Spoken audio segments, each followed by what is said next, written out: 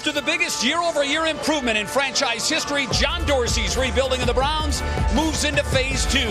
No-nonsense, shoot-from-the-hip Freddie Kitchens take the reins, while Beckham, Vernon, and Richardson add on-field star power. What does Baker have in store for an encore following his record-setting rookie season?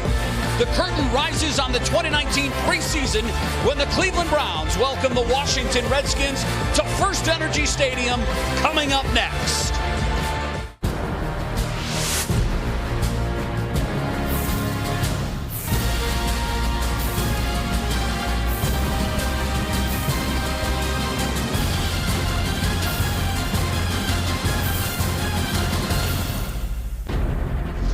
Excitement hanging in the Cleveland air like August humidity. Football is back, and we'll lift the lid off the 2019 preseason here tonight with the Redskins and the Cleveland Browns. Fans are rabid, and why not? It's been 7 long months since they've seen their football team. So good to be with you again. Jay Crawford, along with former #1 overall pick for the Cleveland Browns, Tim Couch. And Tim, when you look at this football team, they've made improvement across the board, but probably nowhere as much as that front defensive line. Yeah, the front defensive line is one of the most talented position groups on this entire roster, which is saying a lot because this is a very talented football team. But when you look at this group, obviously Myles Garrett jumps off the screen at you. 13.5 sacks last year.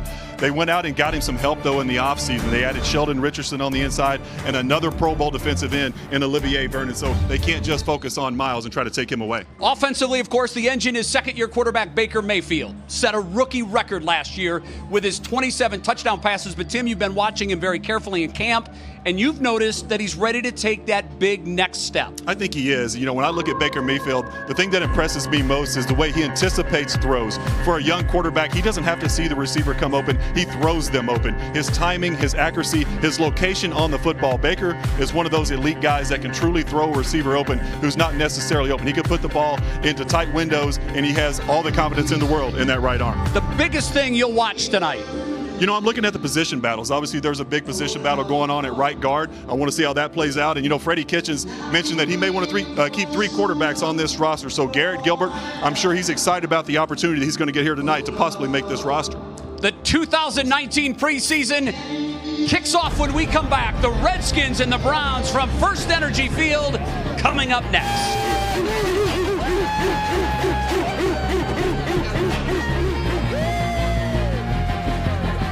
What a wild last 8 months it's been. Could you have imagined all of this so quickly? Not particularly, but you know, I always thought there'd be a day and a time for it. I just didn't know it was going to happen here. I'm certainly glad it did. The passion that the fans have demonstrated, you know, even toward the end of last year and the start of this year. I mean, hell, we had 40,000 people here the other day for a practice. So, you know, we're very excited to get this thing started tonight, but we still got 30-something days left before we really kick it off. But it's good to see the young guys out tonight, a couple of the vets, see them compete against other people. Coach, thanks so much. Hey, no problem. Thank you. John, thank you very much. Talking with Freddie in the production meeting yesterday, Tim, we're going to see some of the starters, not a lot of them, and some of them we're going to see very briefly. But I do want to say this, on offense, I think you're going to want to pay very close and particular attention to the Browns' first offensive drive. It's going to be fun. It is going to be fun. I think they're going to come out and try to play fast, maybe play some situational football. You know, maybe Freddie will want to come out and manufacture maybe a 2-minute drill and just get these guys going and let them play fast. The Browns will go on offense first. The Redskins will kick. But before we get to that, let's set it down to the other members of our broadcast team. Dustin Fox, Bernie Kosar, guys. Just to piggyback what you guys were talking about, this is going to be a 2-minute offense to start this game. Freddie told us yesterday that they want to make it a situation where Baker's going to have 1 timeout and 2 minutes on the clock to go get points. Bernie, what's the point of doing that in a game like this? Well, I like with the first preseason game, typically the starting quarterback only gets 1 series, coming out, getting a 2-minute drive, getting used to throwing the ball around and see what he can do. Love it. Yeah, Dustin, Bernie, so do we. Tim, yesterday, we kind of looked at each other and said, that's a great idea. I think it's a super way to get his first team offense some 2-minute drill looks against the ones. Yeah, I agree. You know, when you're Baker Mayfield, you want that. You know, you don't want to go into the season not having, you know, had that 2-minute drill experience because everything is speeded up. You're calling a lot of the stuff from the line of scrimmage. You're seeing these blitzes live, and I think it's a great opportunity to come out here and do it in the first preseason game. Dontrell Hilliard, who will be a big man in this Browns offense now with the trade of Duke Johnson, receives the kick. There is a flag down to start the season, and we'll sort out the flag and figure out where the Browns will start on offense.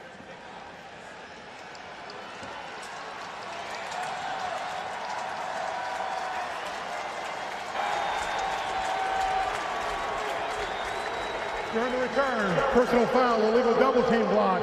Number 33 of the return team. The penalty is half the distance from the spot of the foul.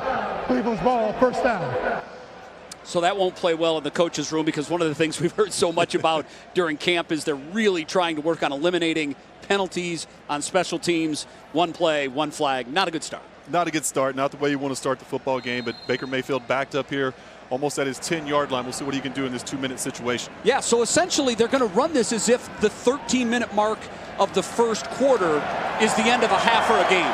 So buckle up, fans. Baker's under center, and he's ready to roll.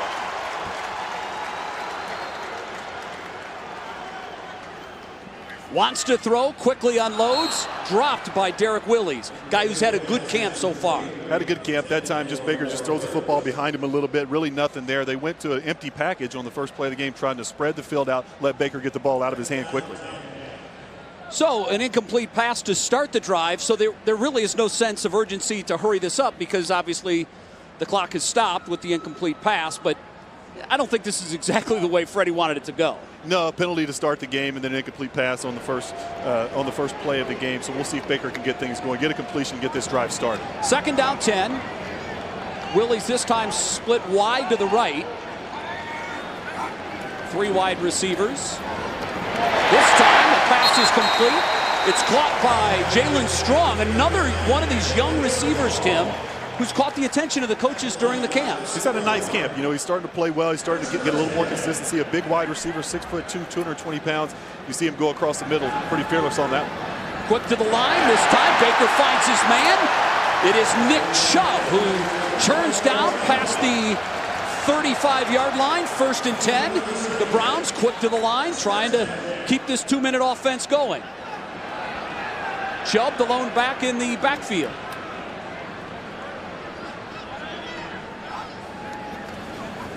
And it's the give to Nick, who has nothing at first. Now cuts it back over the middle for another Cleveland Browns first down just shy of midfield. So mixing in a run on this 2 minutes. I like the mixing in the run right there. You got the defense on their heels a little bit. You've completed 2 passes in a row. They're obviously expecting pass again, and you slide a little delayed draw right up the middle. You have to think that this caught Jay Gruden and the Redskins defense by surprise. No one starts the game in a 2-minute. Baker back to throw, looking. Unloads, finds his man. It's Hilliard, who's got some space down the left sideline. Another first down, and finally pushed out of bounds at the 38-yard line. So a nice start for this Browns offense. Very nice start. I really like what Baker's doing right now, taking what the defense has given. He's completed a pass to Nick Chubb, and that time he finds Hilliard, another running back across the middle. They're getting these matchups with the linebackers, and Baker likes those one-on-one matchups with his running backs. Hilliard will figure big into this offense the first 8 games until Kareem Hunt is available.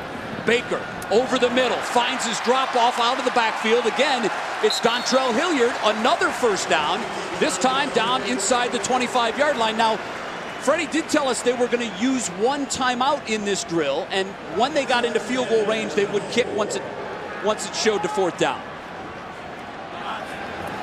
Baker, time again to throw, this time over the middle and caught in the end zone for a touchdown, Rashard Higgins. And I'm not sure you could have a better opening drive than the one that Baker Mayfield just put together. 89 yards for the score. Tim, they made that look way too easy. Baker picked up right where he left off last season, an 89-yard drive to start the first week of the preseason here. Great throw that time. I thought that was going to get picked off for a minute. The safety was coming down right in the throwing lane, but Baker saw him, put enough touch on the football to give it over top the safety and into the hands of Rashard Higgins. Beautiful throw. I like the celebration too. Baker running down and playing photographer for the posing Higgins. Mayfield on the drive, missed his first pass, hit his next 5 of 6, 77 yards, and the touchdown. And sad to tell you folks, Baker's night is done. I know, just when we saw that, we want to see more of Baker, but that's going to be the end of the night for Baker and some of these first-team guys. So Greg Joseph puts the first PAT up and through. The kickers were alternate kicks. on this first preseason night. The Browns with a perfect start to preseason game number 1. The Redskins get it next, trailing 7-0.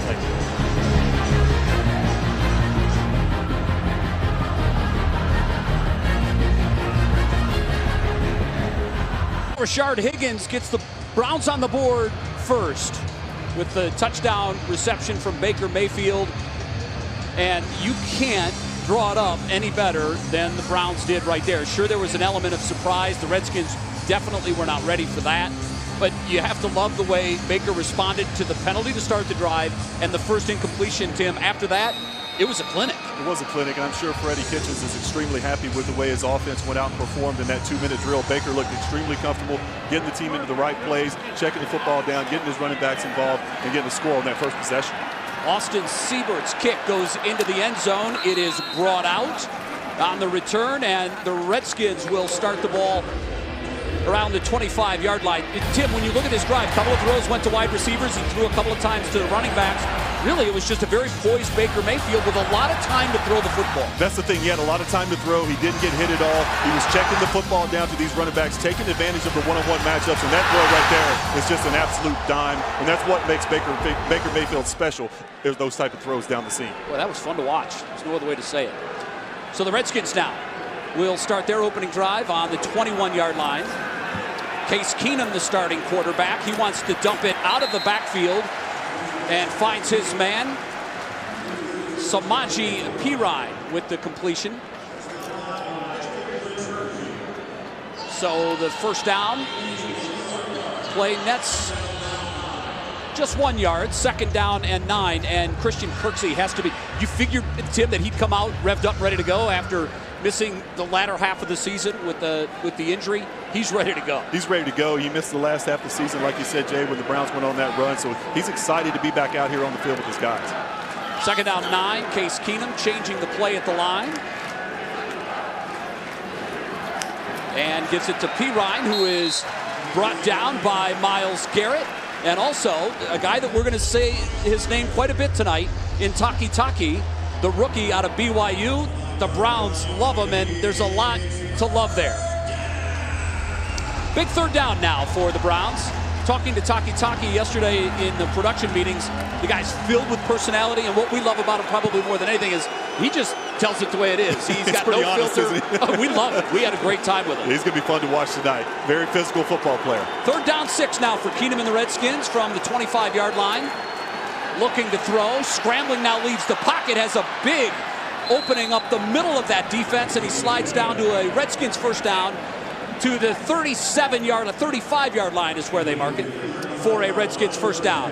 Let's check in again with Dustin Fox and Bernie Kosar. Guys, wow, how about that opening drive? Well, we talked about it was going to be a 2-minute situation. I'm pretty sure Freddie Kitchens didn't anticipate it being a backed-up 2-minute situation with the penalty. I thought was so impressive is they go, 85 yards on that drive? And Bernie, you pointed out something to me. The offensive line, they held up really well. Yeah, for all the flack that the offensive line took for the start of training camp, our awesome defensive line has really showed, and they made awesome protection to give Baker plenty of time to throw the ball. Well, heck of a start, guys. We'll see how the number 2s go on the next offensive drive. Yeah, it's sad that we're only going to see the ones for those 6-7 plays, rather. It goes 89 yards in 2 minutes and 13 seconds. And boy, you have to imagine that Freddie Kitchen and the offensive coaches are just absolutely thrilled with the way that opening drive went. And as I mentioned, you just can't script it any better. So 2nd down 10 for the Redskins after the incompletion, 35-yard line. And this time the give goes to Perine, who has some nice room, but it's coming back. Looks like it will be a hold on the Redskins offensive line. It looked like Eric Flowers may have grabbed somebody.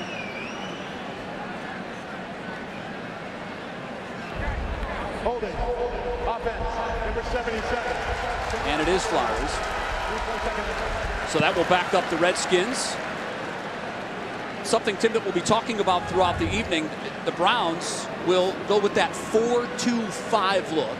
And that's an interesting alignment. The nickelback is sort of a hybrid linebacker, hybrid defensive back, but a guy that has to be very athletic very active, and he has to be a ball hawk. Yeah, in today's football, that's the way it's played. They're trying to create mismatches out there with linebackers, like we saw Baker do on his first drive, get into running back, matched up on a linebacker, taking advantage. They're trying to get one more cover guy out of the field who can also come down to the box and make plays in the run game as well. Second down, 18 now for Case Keenum. Myles Garrett gets a great jump off the line, can't quite get to Keenum. They had to hold him, yeah. And they had no choice. The laundry on the field will be another offensive holding, but Myles Garrett, if he didn't leave early, got about one of the best jumps you can get off that right edge. Well, he was fast coming off the edge that time. The left tackle had no other option but to grab the jersey of Myles Garrett. Number 74. That penalty is declined. It's third down. And why not turn it down after the incomplete pass? So Myles Garrett does a terrific job of anticipating the snap, and he just timed had it no perfectly. chance. Yeah, they had a running back on that side too to try and chip Myles, but he was in the backfield so quickly that he surprised the running back and was able to split the double team and get to the quarterback. Well, in that particular case, Jerron Christian had no choice but to grab a jersey. So third down, 18 now for Case Keenum from the 27-yard line. The quick hit to try to pick up whatever yardage they can, and there's another penalty on the field.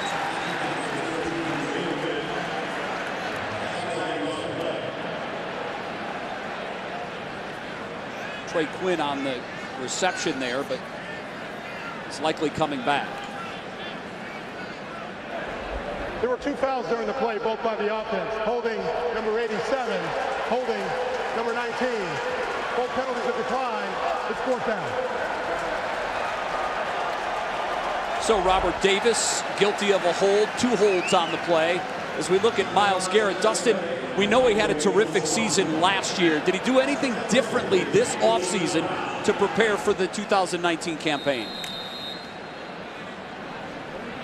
It's kind of wild. Somehow he dropped some body fat and dropped some LBs, and he looks to be a step faster than he was a season ago when he had 13.5 sacks. So I would say, look out, AFC North. I didn't know he had any body fat to donate. What's his body fat now, like 2? Dontrell Hilliard takes the punt out of bounds. The Browns will take over for the second time. We'll see the 2s when we come back with the Browns leading 7-0. Cleveland Browns Foundation, Ohio Department of Education, and Harvard's Proving Ground launch Get to School, Stay in the Game to promote school attendance. The partnership is now expanding statewide in an effort to help tackle chronic absenteeism and help kids in our communities succeed. Visit gettoschool.org for more information and resources. Baker Mayfield's night is done. Drew Stanton will check in now for the Browns quarterback, along with the other second teamers, to see what they can do now against this Redskins defense. They'll start 1st and 10 from the 35. Stanton's pass almost intercepted. In fact, it should have been into the arms of Sean Dion Hamilton, but he couldn't hang on. It's close there that time. Some quick pressure on Drew Stanton. They were trying to set up a screen pass and just dump it over the top of the pressure, but Stanton had to throw that football a little earlier than he wanted, and Hilliard couldn't get his head around in time. Almost a pick. Good job by Casanova McKenzie to put pressure on Drew. He had to throw it away. So that brings up 2nd down and 10 now. This time the give goes to Hilliard. And he puts it forward for a couple of yards. That'll bring up a 3rd down and 6. And we talked about the trade of Duke Johnson to Houston.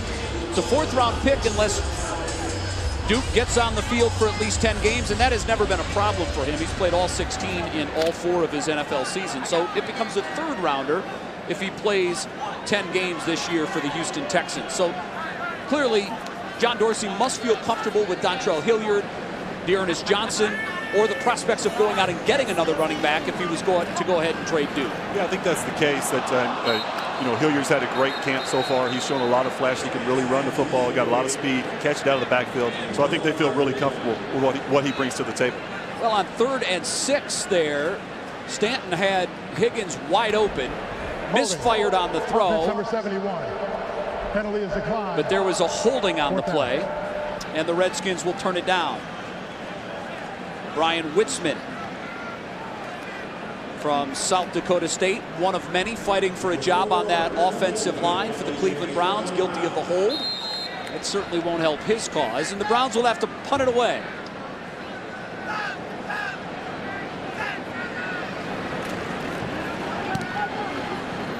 Britton Colquitt's punt is caught and fair caught at the 15-yard line, where the Redskins will take over, trailing the Cleveland Browns 7-0, 9:03 to play in the first quarter from First Energy Stadium.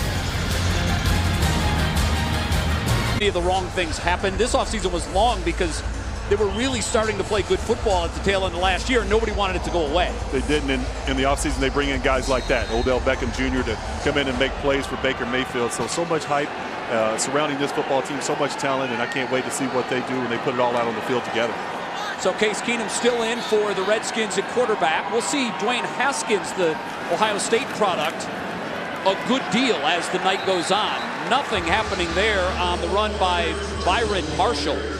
This is a guy we're going to see a lot of. Greedy Williams out of LSU. Great cover skills. The knock on Greedy was Ben, will he get his nose in there and will he tackle?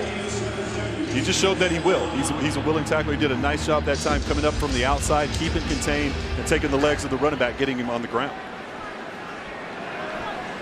So 2nd down and 9 now for Case Keenum in the Redskins offense.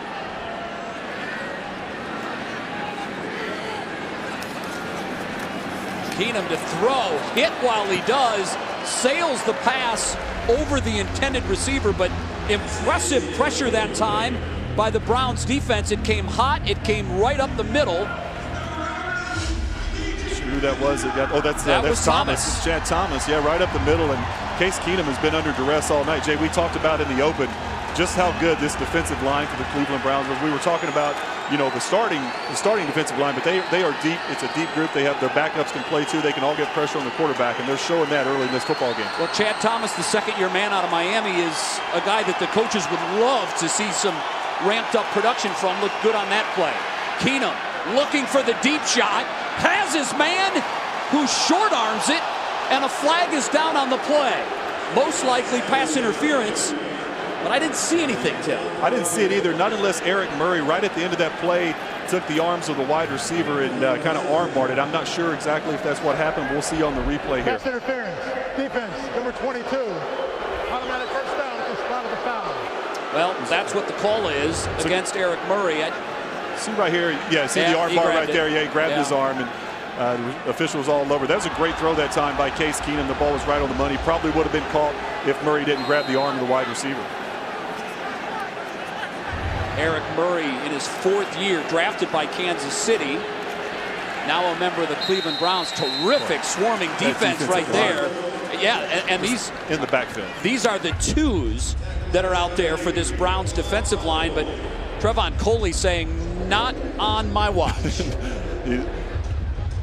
Coley, a guy with a ton of potential. This Cleveland Browns defensive line played in the backfield of the Washington Redskins offense the entire night so far, putting pressure on the quarterback, disrupting the running game. Very good showing so far from that defensive front. So the loss of 6 brings up 2nd down 6 for Case Keenum. Browns showing blitz.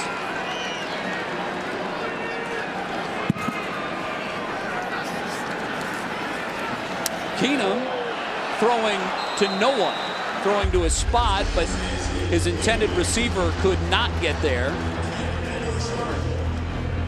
Byron Marshall not able to pull that one in. So a big 3rd down now for this Browns defense. And these are the spots, Tim, that are fun to watch, because this is where you can do so much with that defense. What will Steve Wilks do here? What kind of defense will we take a look at on 3rd and long situations? We'll get a preview right here. Yeah, we'll take a look. I'm sure they'll probably play it safe right here. Just play coverage at the 3rd and 16 situation. Just keep everything in front of you. And we'll see what the Browns decide to do.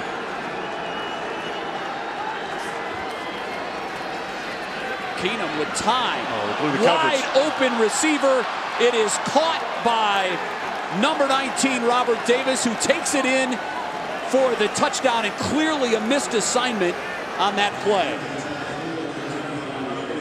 And that may have been Greedy Williams. Yeah, that was Greedy. There was some miscommunication there about what the coverage was. You'll see Greedy here. He thought he had safety help over the top, so he just passed the receiver along. The safety, number 33 that time, just didn't come over the top and played that half of the field, so it left a wide open wide receiver down the sideline. 46-yard touchdown on that play, and we'd have to wait until afterwards to hear from the coaches. But Sheldrick Redwine looked to be the safety who was responsible for that route. He wasn't there. Greedy pushed him off, and that's an easy 7 points. Case Keenum's going to find that every time. Yeah, it looked like Greedy was playing cover 2 and Redwine was playing cover 4, and they just miscommunication. So the Redskins sail the kick up and good, and that ties it at 7-7. Halfway through the first quarter from First Energy Stadium. The Browns will get their crack at it when we come back.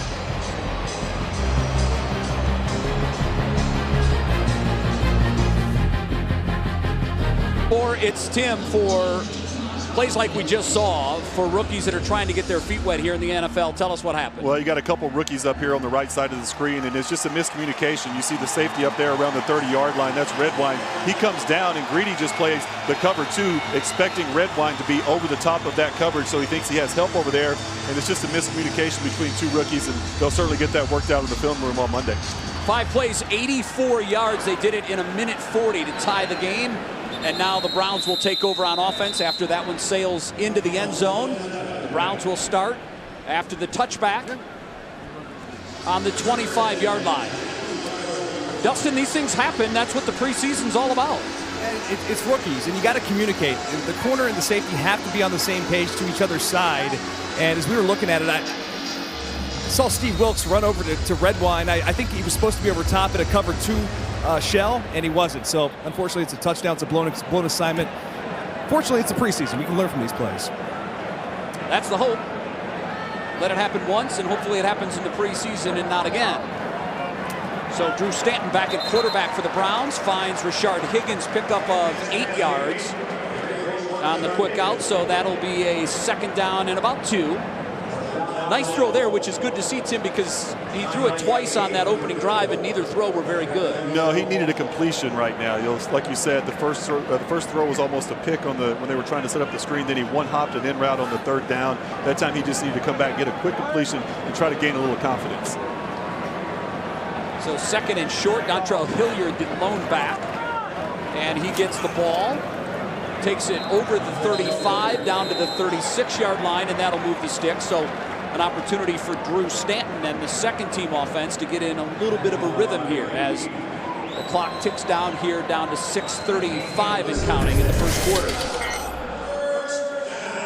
They're going to rely on Dontrell Hilliard this year, and we mentioned with the trade of Duke Johnson, if you've watched camp, his maturation has been pretty stark.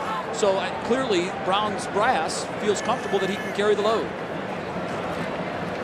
Hilliard on the give, trying to get the left side. Struggles to get a few, and then finally brought down.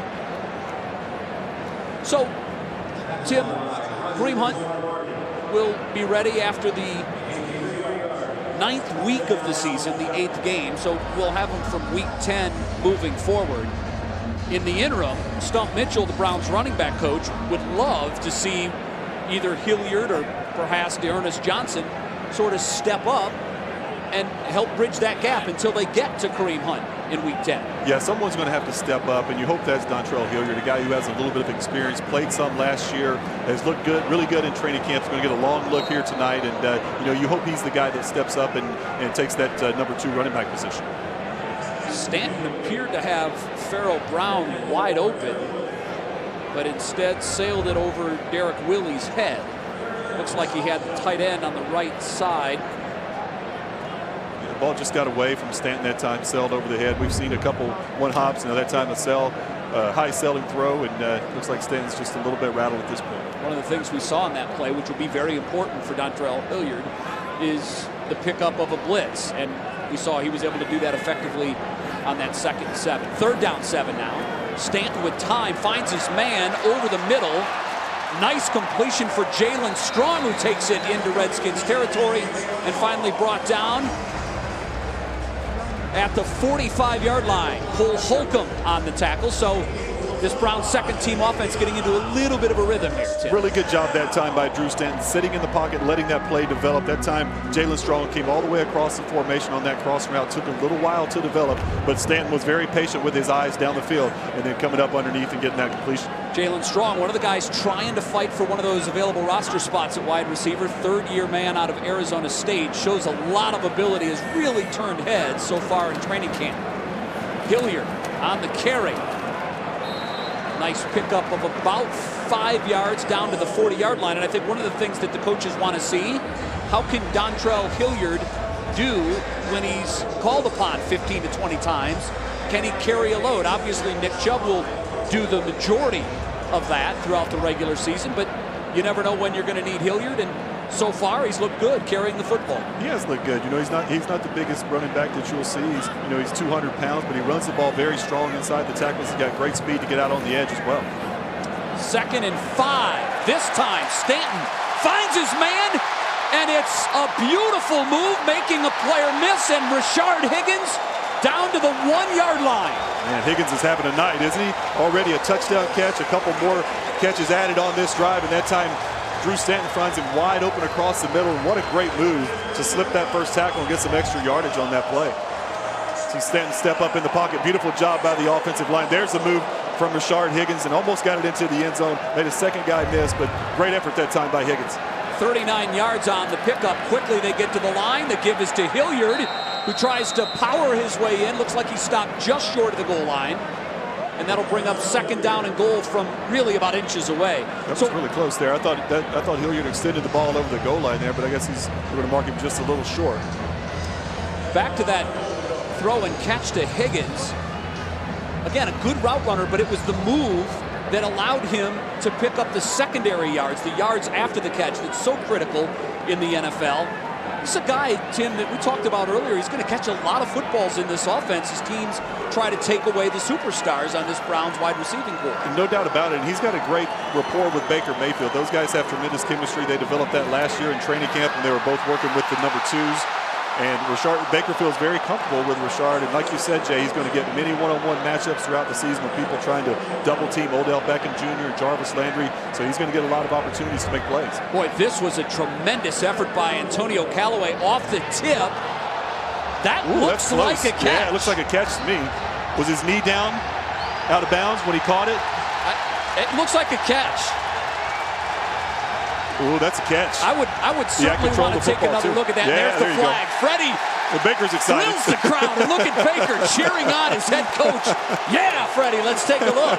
I think that's a touchdown. I think that's a touchdown as well. And, hey, I love the excitement. Baker Mayfield broke the rookie touchdown passing record last year, and he's over there on the sideline in week 1 of a preseason game showing all the emotion for his buddies out there on the field, wanting them to make plays. That's why he's the best leader that this team could possibly ask for. Well, as you look, that left toe is down. It looked like the knee dragged down as well. Yeah, the knee would be the only question, Jay. That left knee. Did it hit the sideline? Did he have possession of the ball when that knee hit the sideline? This will be a better view here probably. See when he has possession and where that knee is. The right one's clearly down. You can't tell on the left one there. Yeah, I think that's going to be a touchdown. That's a heck of an effort by Antonio Callaway. Great concentration and awareness of where he is on the field. Ball was tipped by Jimmy Moreland and looked like it could be an interception for a minute. It looks like a knee down. That's a catch. Yeah. That's a touchdown, unless they're seeing something that we're not. Looks like he has control of the football as well. I'm going to make an analogy here. Baker Mayfield is the Frankie Lindor of this Browns team. Young superstar with a smile on his face, plays the game with passion, cheering everybody else on the team. He reminds me of Frankie Lindor a lot. I love it. His attitude is infectious. These guys love to play for Baker Mayfield, and he's their guy, man. They believe in him. They believe he's going to take them where they want to go, and I love to see him out there supporting the backup quarterback and these second and third team wide receivers. What do you make of the play call there? 2nd and inches in the throw? I like it. Freddie's aggressive. They just want to work on things down here. They want to try and get Callaway involved in these one-on-one matchups, see what he can do down in the red zone. So they're just trying to test guys out, like they came out on the first drive and did the 2-minute drill. They're just trying to play situational football, and they want to know what Callaway can do in those situations down in the goal line if he can win those one-on-one battles. Well, as the officials take a look at the replay, they're going to have to see something, Tim, that we didn't. Freddie's not happy. Freddie's in regular season mode. I think Freddie's like, what's taking you so long? It's a touchdown. Yeah, you know what I mean? I think he's seen the replay. He knows it's a touchdown. You gotta love the passion and the enthusiasm from the first-year head coach, barking at the referee in a preseason game over a replay. Hey, I love it. Freddie doesn't change. He is who he is. He's one of those guys. I would have loved to have the opportunity to play for Freddie Kitchen. You know, to talk about a quarterback-friendly guy, a system that's going to allow his quarterback to go out and make some plays. Here we go. After reviewing the play, the ruling on the field stands Wow. is called as an incomplete pass. Wow, I didn't see that. All right, so it took them forever and they missed it. Yeah, exactly. It's week 1 for them, too. Yeah, it is. They saw something we didn't. I'm not quite sure how they came up It looked like a touchdown to me. with an incomplete pass, but it is what it is. That'll bring up 3rd down and goal now. So Freddie quickly puts that coaching hat on, talks to his quarterback Drew Stanton about what they're going to dial up here. You'd think it'd be a dive, but who knows? Yeah, who knows with Freddie? He's a very aggressive play caller, but I would assume they're going to go out and try to run the football and see if they can get Hilliard in the end zone on this one. Well, good opportunity to see Hilliard in a goal line situation 3rd down. when everybody knows he's likely to get the football. So Antonio Callaway denied his first preseason touchdown of 2019. Of course, they come out and go with an empty set, 5 wides here on the goal line. Yeah, so I don't think there's much drama. He's going to throw it. Stanton, quick release, looking for his man Callaway, and it is knocked away again by Jimmy Moreland, and that will bring up a 4th down. And it looks like the offense is staying on the field. You have to think Freddie is down here. He's just trying to get Antonio Callaway a touchdown. He wants to get him some confidence. He wants to see if he can win these one-on-one battles in the red zone. That's the 2nd time in a row that they've come to him on those one-on-one matchups down here inside the 1-yard line. So Freddie sends in the play. The kicker will stay off the field. This time Hilliard is the lone back. Jalen Strong in motion to the right side. The give is to Hilliard, and he loses the football. Picked up by the Washington Redskins and finally brought down on the play at the 5-yard line. So the Browns are denied a touchdown on the fumble, and that's what you don't want to see from the young running back as McKenzie celebrates his fumble recovery and the stop of the Cleveland Browns. Yeah, it looked like he didn't get the exchange very cleanly. The ball was kind of flopping around in his hands. He was trying to get it tucked away right as the hit happened. You see here, he's just kind of fumbling with the ball, and he gets hit right. The helmet goes right on the football as he's trying to get control of it. But good job, good hustle that time by Brown, the tight end, and the quarterback get over there making the tackle, or that thing could have went all the way back 99 yards for a touchdown. Yeah, Pharaoh Brown is a mountain of a man, and he's not just an imposing figure as a tight end, but he's going to do the job tackling a defensive lineman every time. So Redskins take over, 1st down and 10 from the 6-yard line.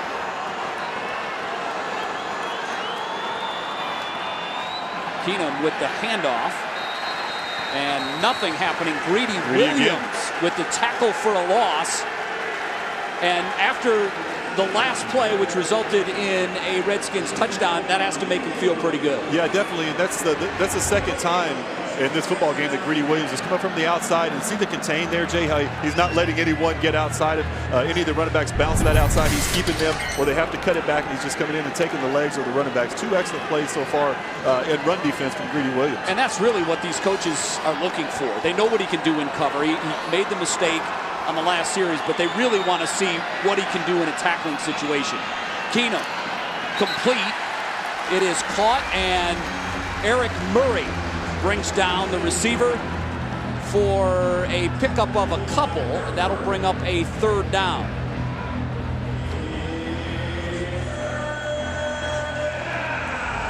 Eric Murray, another guy that coaches will be watching closely. A lot of Kansas City connections, obviously the John Dorsey connection to Kansas City, a lot of former Green Bay players as well, and a lot of University of Miami players. 8 former Hurricanes on this Browns roster. You know, that makes Bernie happy. Bernie loves it. 3rd down 5 now. 1.5 minutes to play in the 1st quarter. Big pass rush up the middle, and Case Keenum has to throw it away. Well, that was Taki right up the middle, Jay. You called it. Tremendous pressure on Keenum right away. You'll see Taki just an A-gap blitz right up the middle. Look at the quick pressure. He runs right through the running back. Keenum has no option but to throw that football away. He can't step into it because Taki has pushed his running back right into the throwing lane, and he just had to get rid of that football. Excellent play by the rookie. Well, I'll tell you, day 1 of training camp, Taki hit Duke Johnson high. Duke took exception to it, like, hey, same team here, friendly fire. And Taki said it was a learning lesson for him. But this guy's on the field for one reason. That's to hit. Whether it's practice, whether it's preseason, he is out there because he wants to hit someone. The Redskins punt fielded by Dontrell Hilliard, he's had his name called a lot here tonight. But again, I think this is a proving ground. They want to see what he can do. So far, it's been an eventful first quarter. We had the Browns offense, Tim, come out in that 2-minute drill in the first quarter and take it down the field at just over 2 minutes. And it was Baker to Higgins for the score. Yeah, Baker looked great on that first drive, throwing the football around, getting his guys involved. And then, the blown coverage from the two rookies here unfortunately gave the Redskins a touchdown down the sideline. And then, a mistake down here from Hilliard on the goal line. He coughs it up, and that's, the last thing you can do in that area of the field is, give up points. But, he'll bounce back. They're giving him a lot of looks tonight, Jay, as you said. A lot of opportunities in the run game and the pass game and in special teams. So Garrett Gilbert is now on the field for the Cleveland Browns, fighting for the third position at quarterback. Rolls out, nice quick throw, completes it to his man, and that's what you want to see. Orson Charles, the intended receiver, on the throw. And this is a guy that, well, Baker Mayfield knows well. He actually preceded Baker at the same high school in Texas, and most recently the name may sound familiar to you because he was the presumptive MVP of the Alliance American Football League before it folded. At week 8, his team was 7-1, and his numbers were outstanding, playing for a guy we all know, Steve Spurrier, down there in Orlando. Yeah, he played great in the Alliance and got him an opportunity to get back into the National Football League, and he's got an opportunity to catch on. We talked about it earlier, how Freddie Kitchens talked about maybe keeping 3 quarterbacks on this roster. So Garrett Gilbert has an opportunity to come out here tonight and make his case for that spot. Ernest Johnson, another one of these young running backs, trying to catch the coach's eye. First quarter is ticking away from First Energy Stadium. Baker and the first team were spectacular. We're tied at 7. Back with the second quarter right after this. This is the end of the first quarter.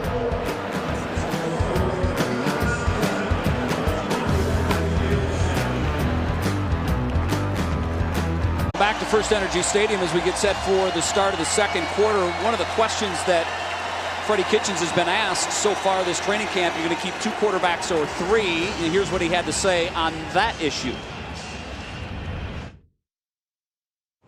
I'm probably not the best person to ask that because I was in Arizona when we carried 2 quarterbacks and we lost one and then lost one in the game.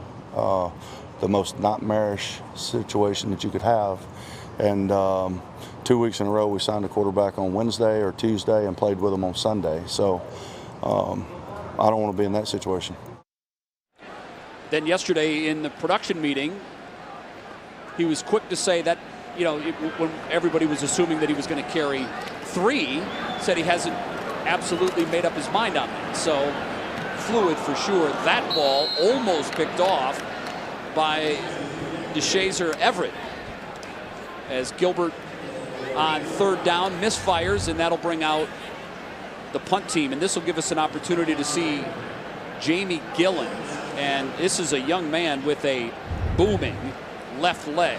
Britton Colquitt is most likely going to win the job at punter, but boy, this guy from Arkansas, Pine Bluff, Tim, we were watching him in pregame. He can boom it. He can boom it. And he's got the hair.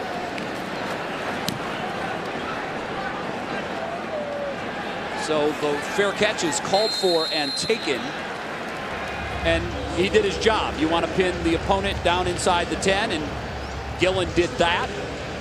So the Redskins will take over 1st and 10 on the 10-yard line. Haskins in the game this time for the Redskins at quarterback. And this is something that Ohio State fans that are watching will watch with great interest, because certainly you talk about a career. Look at these numbers. 54 career touchdowns. Tim, he threw 50 in his senior season at Ohio State. How about that? That's unbelievable. 50 touchdowns in one season. I'm looking forward to watching this guy play. A first-round draft choice with a huge arm to get it down the field. As you see there on the first play, that he gets some live action in an NFL game and get him moving outside the pocket, Jay, which I like. Just shorten let him work one side of the field. It's a 1-2 read, and he's got the big arm to deliver it down the field right on the money. Finds Darvin Kidsey for the completion of 27 yards.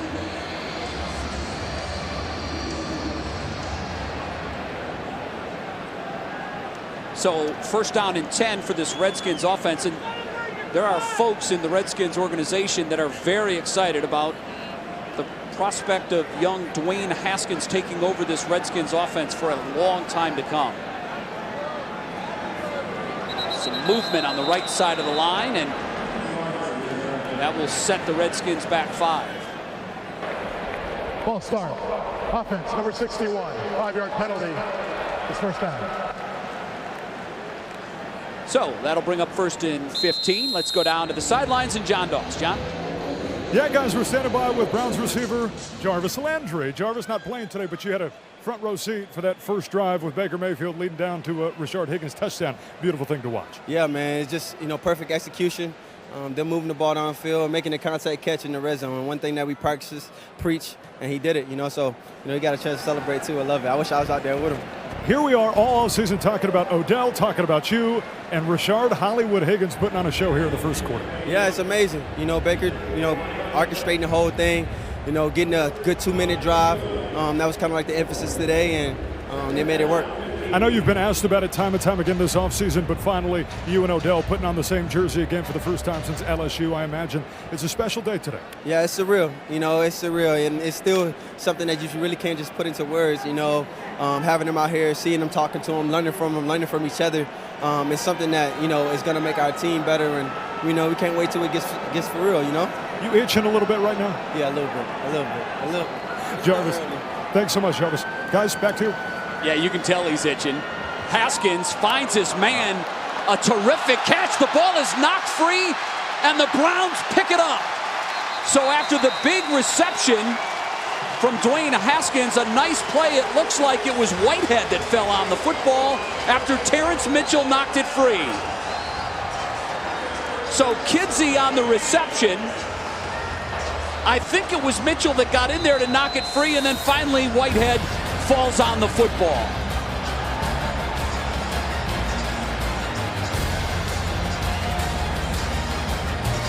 Gotta love the takeaways. The Browns have it when we come back. This preseason, Terrence Mitchell doing what alert defensive backs do after the ball is completed. Try to punch it out, and he did it perfectly.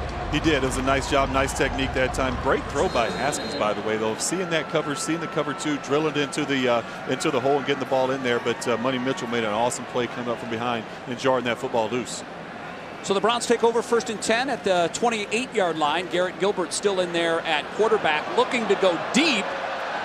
And Antonio Callaway was pretty much covered up, and he was lucky that one wasn't intercepted. Yeah, lucky that time that it wasn't intercepted, but he showed off the arm there, huh, Jay? Nice arm that time by Gilbert. He just kind of stared it down a little bit and gave that safety the opportunity to break on the play. If you're going to try and throw that post down the middle, you got to make sure there's no single high safety. That was just kind of a forced issue that time by Gilbert. Showing the Tim Couch-like gun. I wish. That's the Bertie Kosar gun. That's there. a throw right there. Second down 10. Antonio checks out. Jalen Strong into the game for the Browns. And this time the give goes to the lone back. Not much happening there on the right side for Dontrell Hilliard. Dustin Burney, what are you seeing so far? You see, the big news of the day was Duke Johnson being traded to the Houston Texans for a 4th-round pick that could turn into a 3rd-round pick.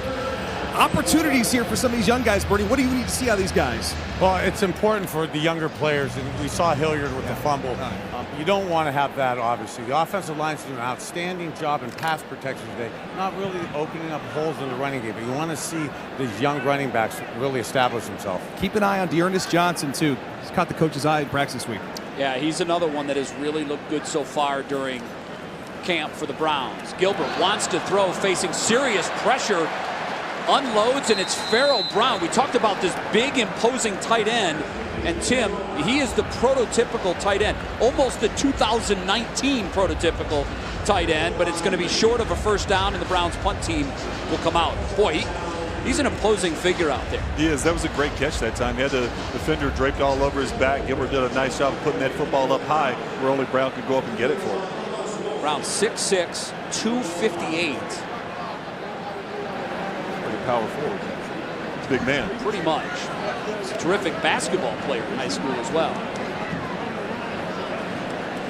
So this time Britton Colquitt on the punt for the Browns. And he sends it high down to the 15-yard line. This time the Redskins will try to return it. Not much happening there as Ray Armstrong is there to bring down the Redskins return man. They'll take over after a gangbuster first quarter. Things are settling down. We're back from First Energy Stadium in a moment.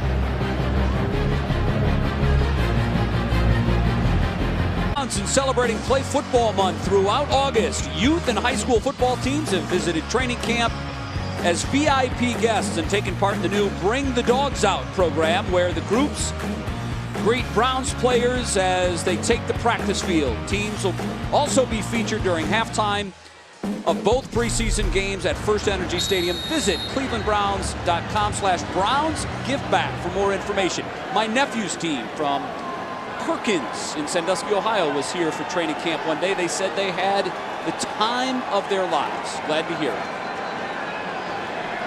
Redskins take over. Dwayne Haskins still in there on offense. The give that time. Good for about 10 yards. It's going to be close to a first down.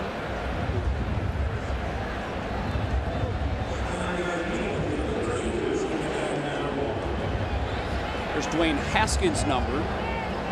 This is a guy that, for Buckeyes fans, you know what he can do. We saw it on display last year in a Heisman Trophy-like season. You have to think Jay Gruden is just drooling at the opportunity of what he can do with the young man. That one is thrown into the wrong direction. Picked off and taken all the way into the end zone for a touchdown. What a terrific play by Mack Wilson. And here's a guy who we talked at length about in the preseason. 3 interceptions in the last 4 days of practice. Dwayne Haskins never saw him. Never saw him. He tried to get that football up and over Mack Wilson, but Mack Wilson is doing exactly what he did in training camp. As you mentioned, Jay, 3 interceptions over the last 4 days. And he comes out here in his first live NFL action in the preseason game and does the same thing, takes it to the house. Just great coverage that time. Haskins threw that football way too flat. You got to get that up and over. If you miss, you got to miss to the sideline. But what a play by Mack Wilson, not only to catch the football, but have the awareness to get down the sideline and find the end zone. That's an impressive rookie out of Alabama. Running back-like skills, Mack Wilson, and what a steal he was for the Browns. He slipped all the way to the 5th round as he came out early from Alabama. There was some talk from the Bama coaches that he perhaps wasn't ready for the NFL, but everything we've seen from him in training camp and here so far tonight, and look at the smile on Freddie Kitchens' face. Couple Bama guys there, I think we got one at a bargain price in the 5th round. He looks like he's going to be a real player. You can see the excitement on Freddie Kitchens' face. Like, man, we've got a serious cover linebacker right there. Get out in space, cover these running backs, make plays on wheel routes down the sideline, intercept it, take it to the house. What an impressive play. And don't be surprised if Mack Wilson does that during the regular season at some point. He took snaps on offense during his time at Alabama.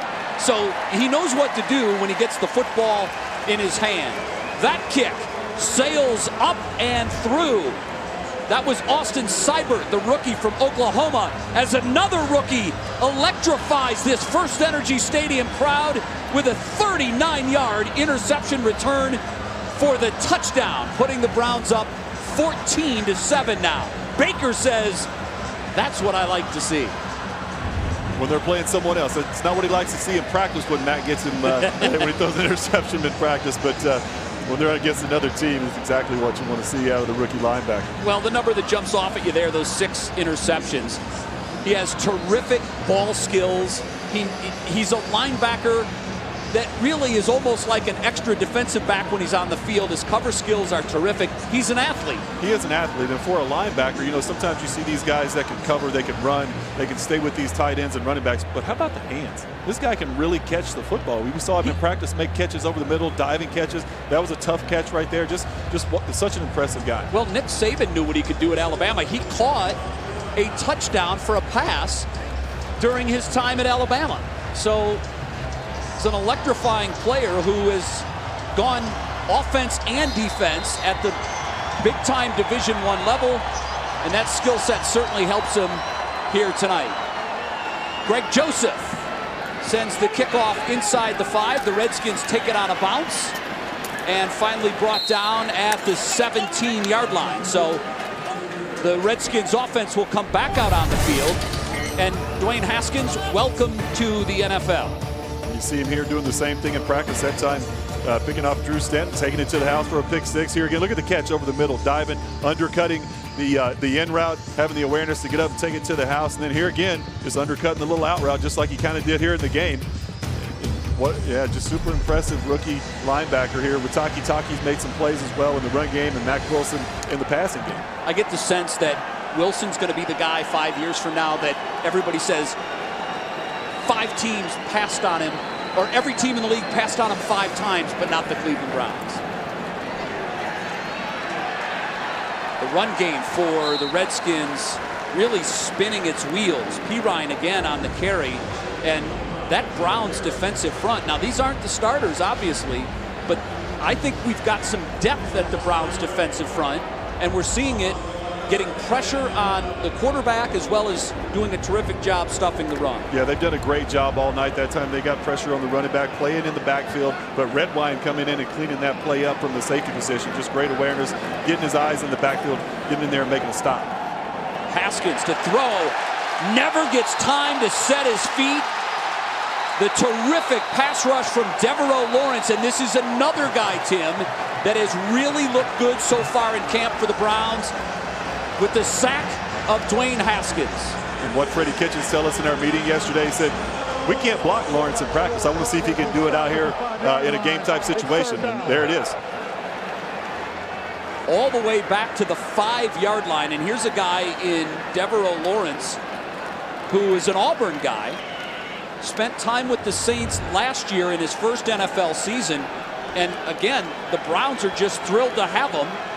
Just adds more depth to this terrific front 4 for the Browns. Pirine on the carry. Nothing happening up the left side. Corralled by the Browns defense and taken out of bounds. Mack Wilson showing his ability to track down a ball carrier. He's been all over the field tonight. There's a lot of hype about this Browns defensive first team. Don't sleep on these backups. This defense is going to have depth, Tim.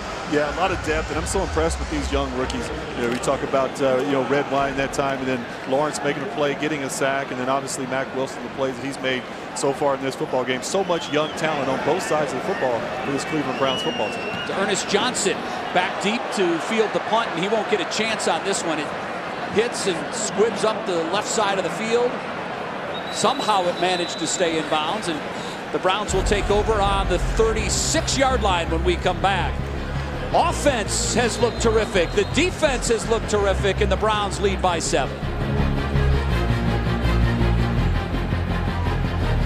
Defense will not be overshadowed. They've got some stars, and they've got a lot of them. They do, especially up front. You see all the pressure on the quarterback. These guys have just been in the face of these Washington Redskins quarterbacks all night. And then here, you see the rookie linebacker, Mack Wilson, making a play out in space, taking it to the house. Just so much young talent on this football team. The first team looked great. The second and third team guys are looking great as well.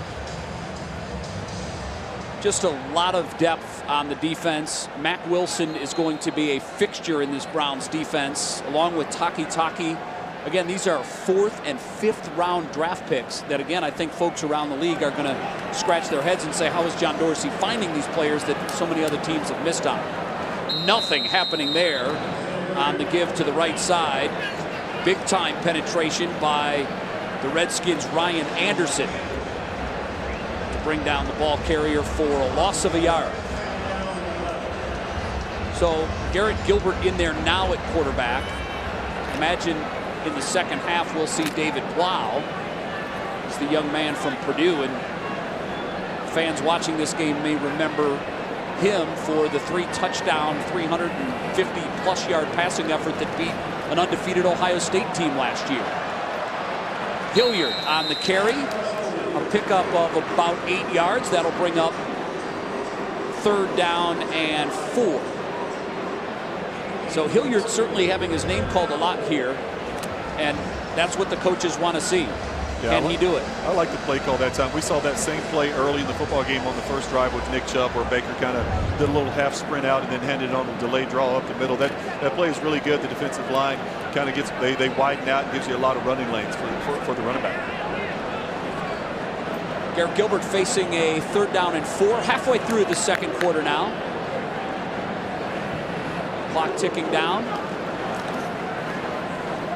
Gilbert over the middle finds his man. It's Antonio Callaway for a 1st down reception down to the 45. Well, don't you just feel like Garrett Gilbert really needed that completion?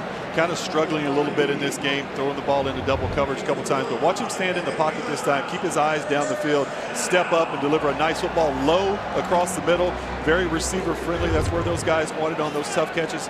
You don't want to extend them high where he can go down and get the football for you and keep this drive alive.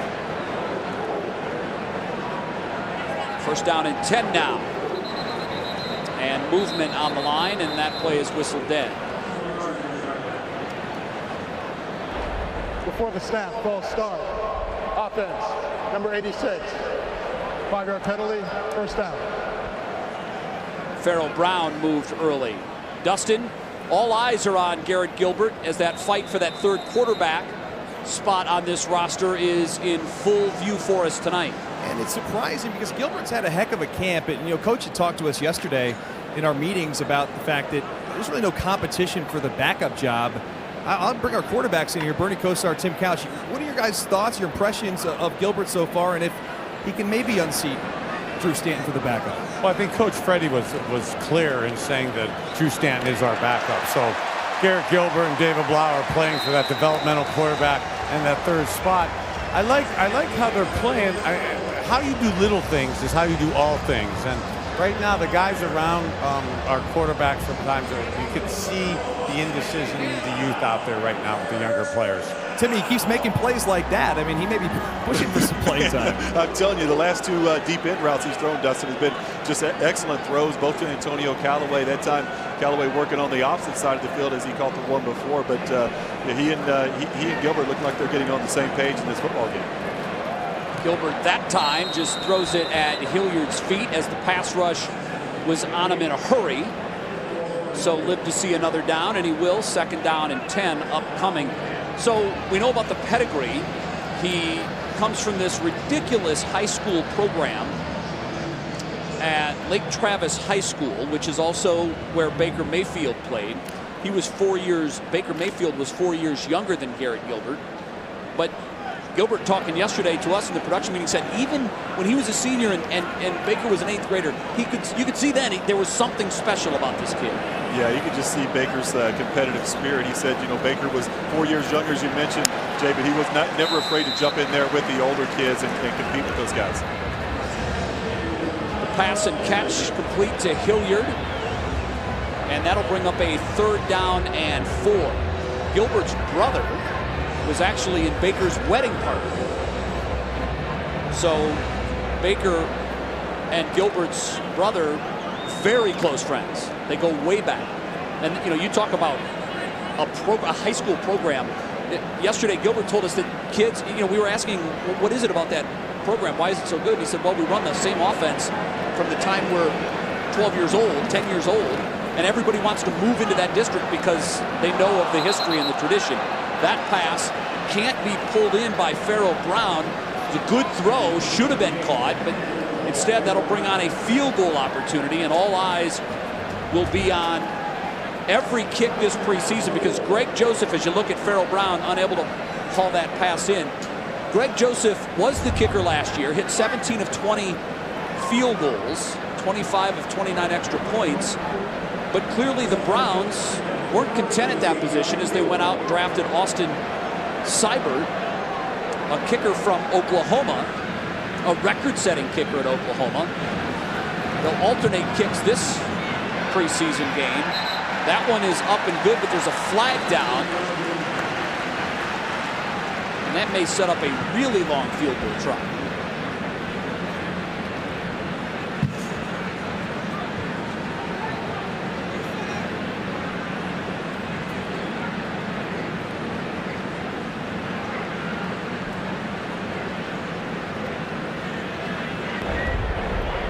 There's no foul on the play for an illegal formation by the defense. The field goal is good. So a nice drive by Garrett Gilbert. And this backup Browns offense, Greg Joseph sails the kick through. And the Browns extend their lead now to 10 points, Tim, at 17-7. And smiles all around on that Browns sideline because things are going pretty good for tonight for everyone.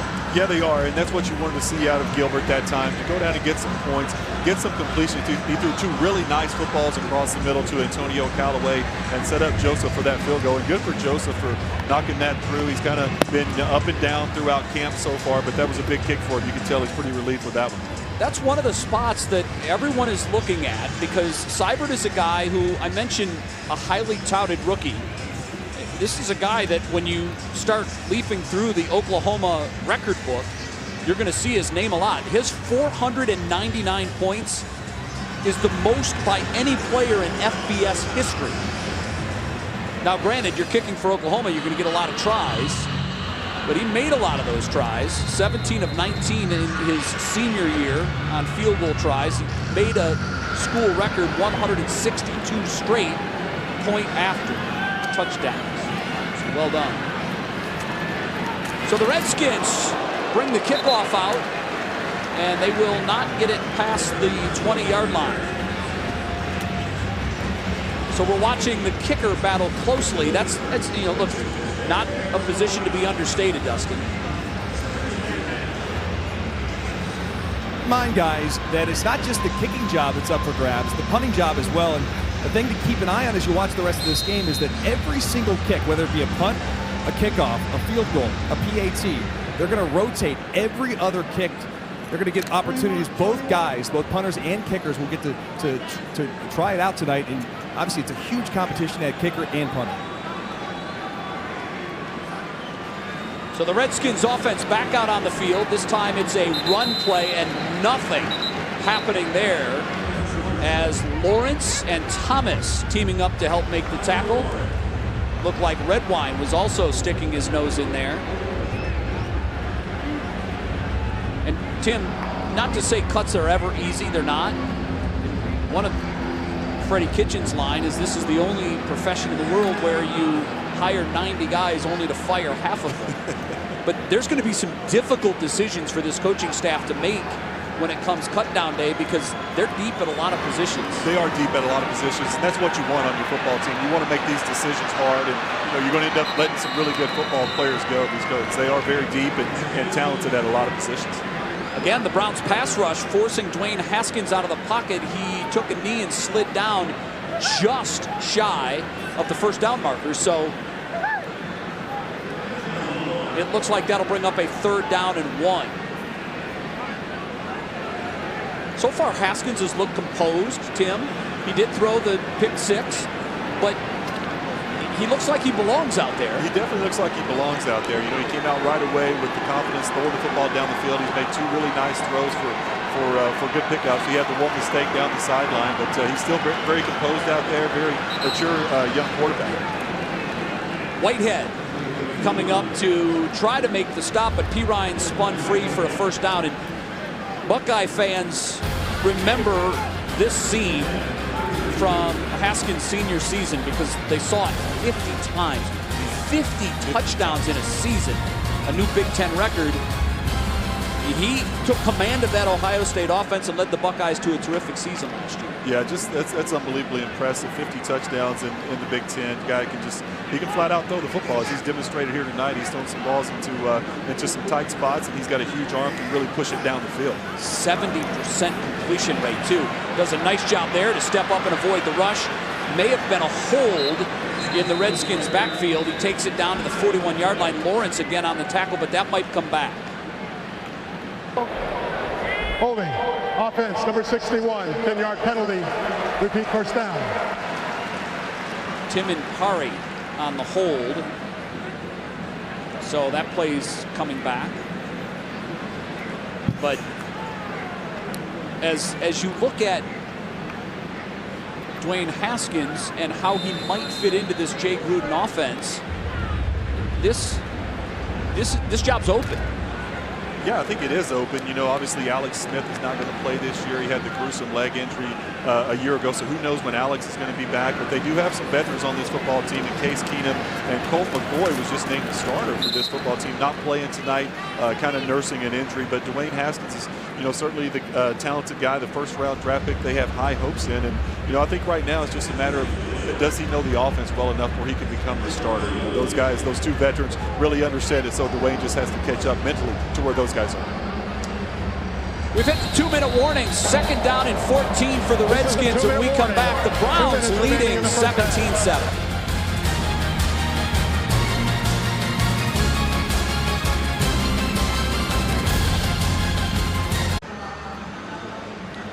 Well, that's the last thing you want to see.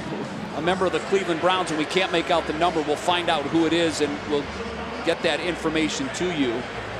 But they always say a win in the preseason is when the trainers don't have to come out on the field, and clearly that's something that you don't want to see. We'll get an update for you and pass it along when we know exactly the extent of the injury. Sione Takitaki, the rookie from BYU, 3rd-round pick out of BYU, guy who slipped in the draft because he did have some issues while there, got into a little bit of trouble, had to miss some time. We talked to him yesterday in the production meetings. He said it was a blessing in disguise because he came back focused, took a job, Tim, working construction, and it was then when he realized, I got to get it together because I want to play football. I don't want to hammer nails. Yeah, I love this story. Here he is making a play. Well, he overran that one, kind of got the running back cut it back on him, but he's had an outstanding game so far in his first NFL action, and you can tell he's going to be a dynamic player for this defense. Second charge timeout of the half, 30 seconds. So the Browns calling a timeout here, hoping to force a punt and get the ball back.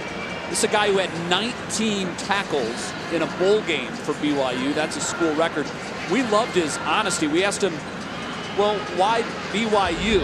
And Bernie asked the question, and I loved the answer. He said, well, you know, my mom, I was kind of a partier in high school. My mom wanted me to go there because no drinking, no smoking, very strict school. And we said, well, if not BYU, where? And he said, Wisconsin.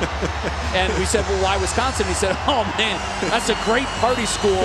And jump around and all the tradition. Right. I thought it would have been fun to play at Wisconsin. So it sounds like Mama was making that decision, right? Mama did make that right decision. And Takitaki certainly pulled it together during his time at BYU. John Dorsey felt like it was certainly worth the risk, and the Browns get him with a 3rd-round pick. And there Takitaki is just missing that ball just past the outstretched hands, and the ball is completed for a Redskins 1st down. That was a great throw that time by Dwayne Haskins. You see, they're doing their own version of the 2-minute hurry up here and see what the young rookie quarterback can do in this situation. But that's not a receiver that's very open. He put that in the only spot that his receiver could go up and get it. Excellent accuracy that time by Haskins. Ruling on the field on the previous play is under review. So inside 2 minutes, they're going to take a look at that. Did Kidsey have control when he came down? They'll take a look, and as they do, we can continue talking about Takitaki. And you know, we came away from our talk with him that this is a guy who's wired to play football. He's a high motor guy. He's equally adept at pass coverage or run stop, and that's really what this Browns defense needs. In this 4-2-5 defense, you need backers that can do everything. And in Mack Wilson and Takitaki, it's a couple of guys that fill that bill. Yeah, they do, and that's what Steve Wilkes is looking for, and that's why they brought those 2 young rookies in here to fit that this type of system, and they've already shown that they can do that tonight. And you know, Mack Wilson obviously made the pick 6, made the big play, and you know, Takitaki has flashed not only in pass coverage but run stopping and getting after the quarterback. He's got a couple pressures on the quarterback as well. So both guys have looked very impressive in their first outing here in the NFL. I didn't see anything there, Tim, that would overturn the call on the field, but we'll see. No, I didn't see anything there. It looks like that one would stand.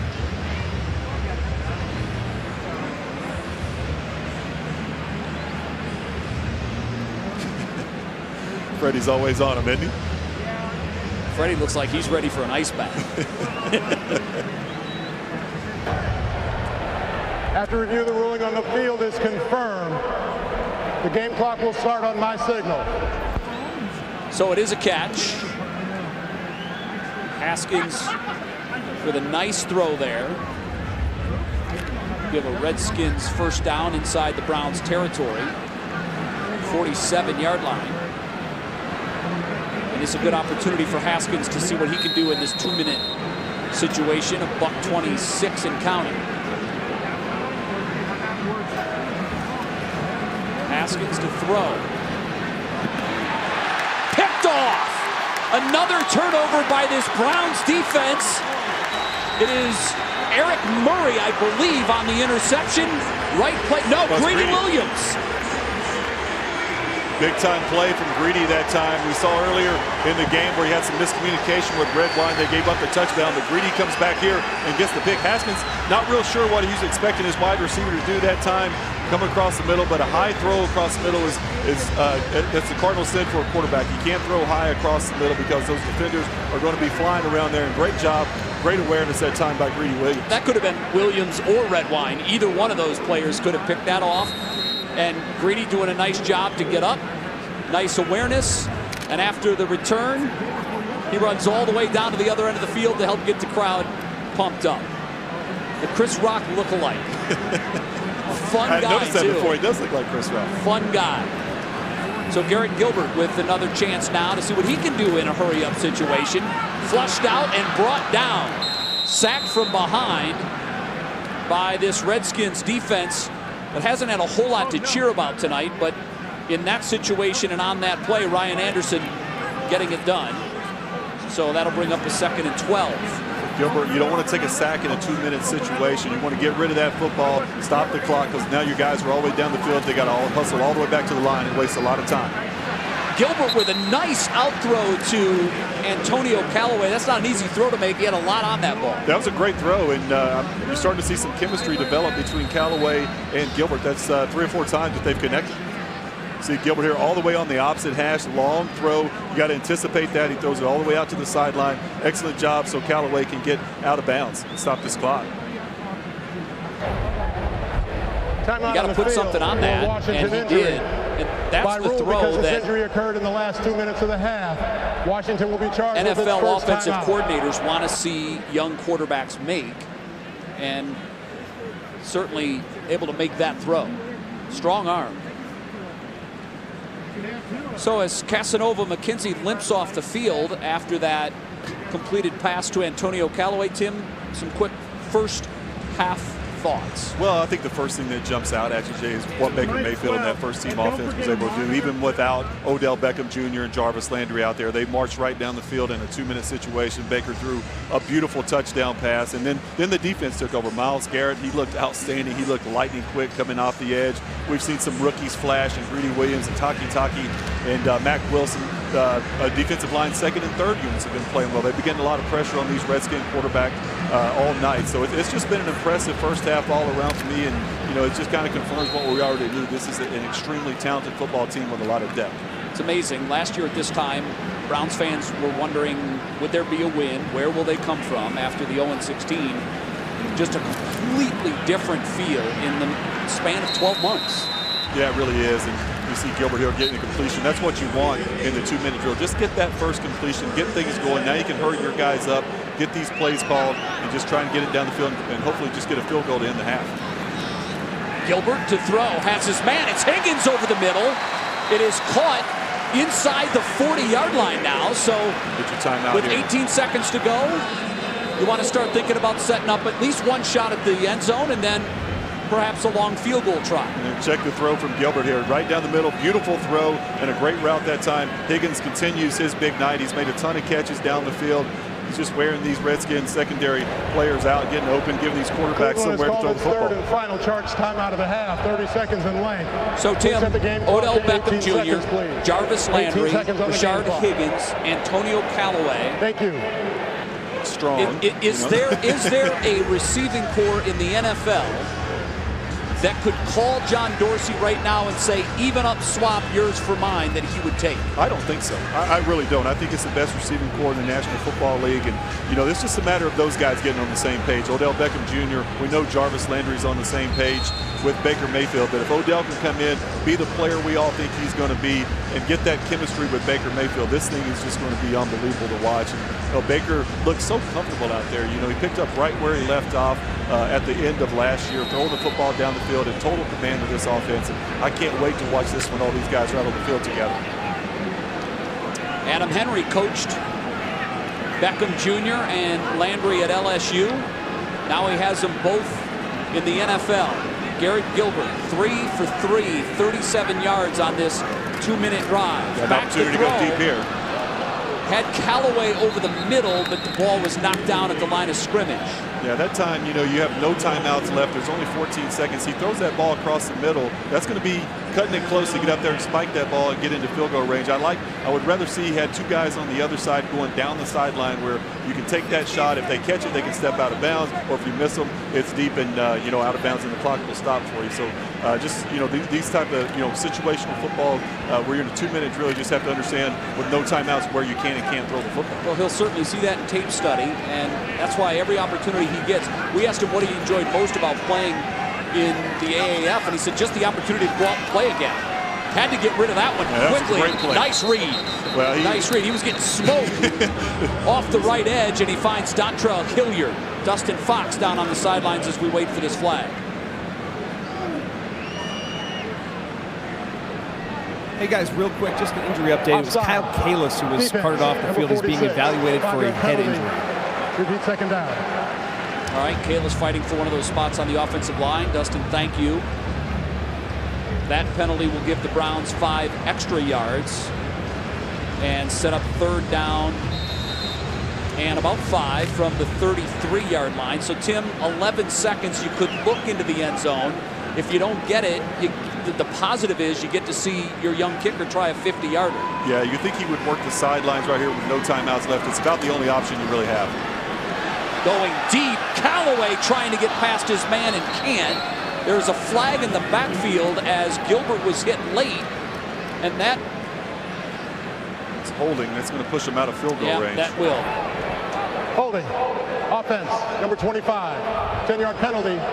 Repeat second down. So Dontrell Hilliard, the guy we're looking closely at tonight because of the trade of Duke Johnson, fumbles on the goal line, gets a ton of carries, also a lot of work in the return game, but a costly penalty here as he tackles the defender.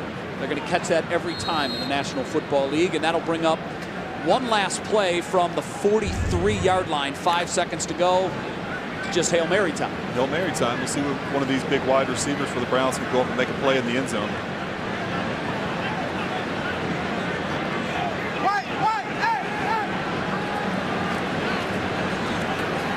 Gilbert facing pressure. He's going to go down just about the midfield spot on the field. So that will bring to an end the first half, but a good half it was.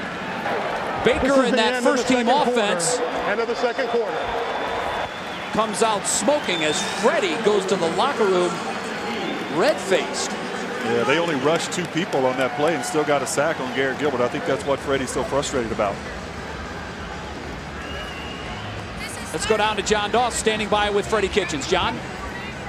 Hey guys, Freddie, you start with that 2-minute drill, and that first-team offense ran it virtually to perfection. You got to be happy with that. Yeah, they did a good job of, you know, managing the situations and great protection. Not even flush from the pocket any. I mean, just great protection up front. You get 2 turnovers from your defense. Both of them came for rookies, Greedy Williams and Mac Wilson, and Wilson takes it to the house. You got to be happy with those guys. Oh, yeah, that's great. I mean, you know, Mac's been making his plays the last couple days, and it's continued tonight. That's what we need. Coach, thanks so much. We'll see you at the ball game. Thank you. John, thank you very much. 17-7. It's been all Browns. 13 first downs to 6 for the Redskins.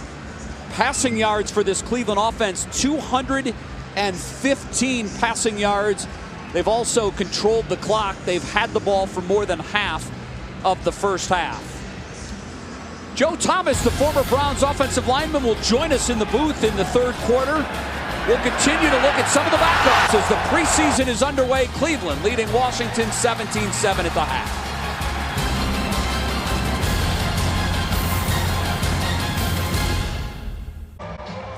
And the Browns lead this preseason opening matchup 17-7 over the visiting Washington Redskins. Third quarter about to get kick-started here shortly. John Doss alongside Nathan Zagura. We only saw Baker Mayfield for a short period of time, but we liked what we saw. Yeah, good. Get him in and get him out of there. Baker incredibly efficient, leading that one scoring drive right down there. 5 of 6 for 77 yards, a quarterback rating of 158.3. By the way, that's perfect. It doesn't get any higher than that. So now here we are. We go through the muck now of a second half, right? Second half of a preseason game. A lot of fans maybe not sticking around, but this is important for a lot of guys on this team. What are you looking for in the second half? Absolutely. I thought we were going to maybe get a kicking opportunity at the end of the first half. We saw Greg Joseph make his extra point and a 43-yard field goal. Seibert's made his only extra point. So I'll be looking for more of that. If there was one thing you wanted to nitpick about an offense that put up over 250 yards in the first half, we didn't see much on the ground. I'd like to see them try to establish some of that running game here. And now it's an opportunity for these young guys once again to shine and have an opportunity to say, hey, I need to be on a roster in the NFL. Unfortunately, Kayla's going down with an injury there at the end of the first half, and really in the middle of a position battle there, you don't like to see that. No, you don't like to see that at all, and we'll see how that shakes out. We saw not only Austin Corbett, Eric Kush, the starter at right guard, but Brian Witzman also got some reps at that right guard spot as well in the first half. Rashard Hollywood Higgins. He's no number 3 or 4 option. No, he's an excellent wide receiver. Looks like he'd be a great number 1 on any team. You know what Freddie Kitchen said about him is this is a guy who is always where he's supposed to be, when he's supposed to be there, and guess what? He catches it when they throw it to him. He did that in the first half, almost 100 yards. I think he finished with 98 yards there in the first half. Hollywood styling and profiling. All right, guys, we're going to go back up to the booth to Jay Crawford, Tim Couch, guys. If you had to grade this first half effort, what are you giving them? Well, I think they're pretty pleased with the effort and the execution. You know, I thought the offense looked really good. Baker throwing the football around. These wide receivers made some plays. Rashard Higgins, Antonio Callaway making a lot of plays. The defense was flying around, especially some of these young rookies on that side of the ball. And here we go. The second half now underway. The Redskins will take over on offense, and they'll do so at around the 20-yard line. So the Browns defense back out onto the field, leading 17-7, just underway in the third quarter.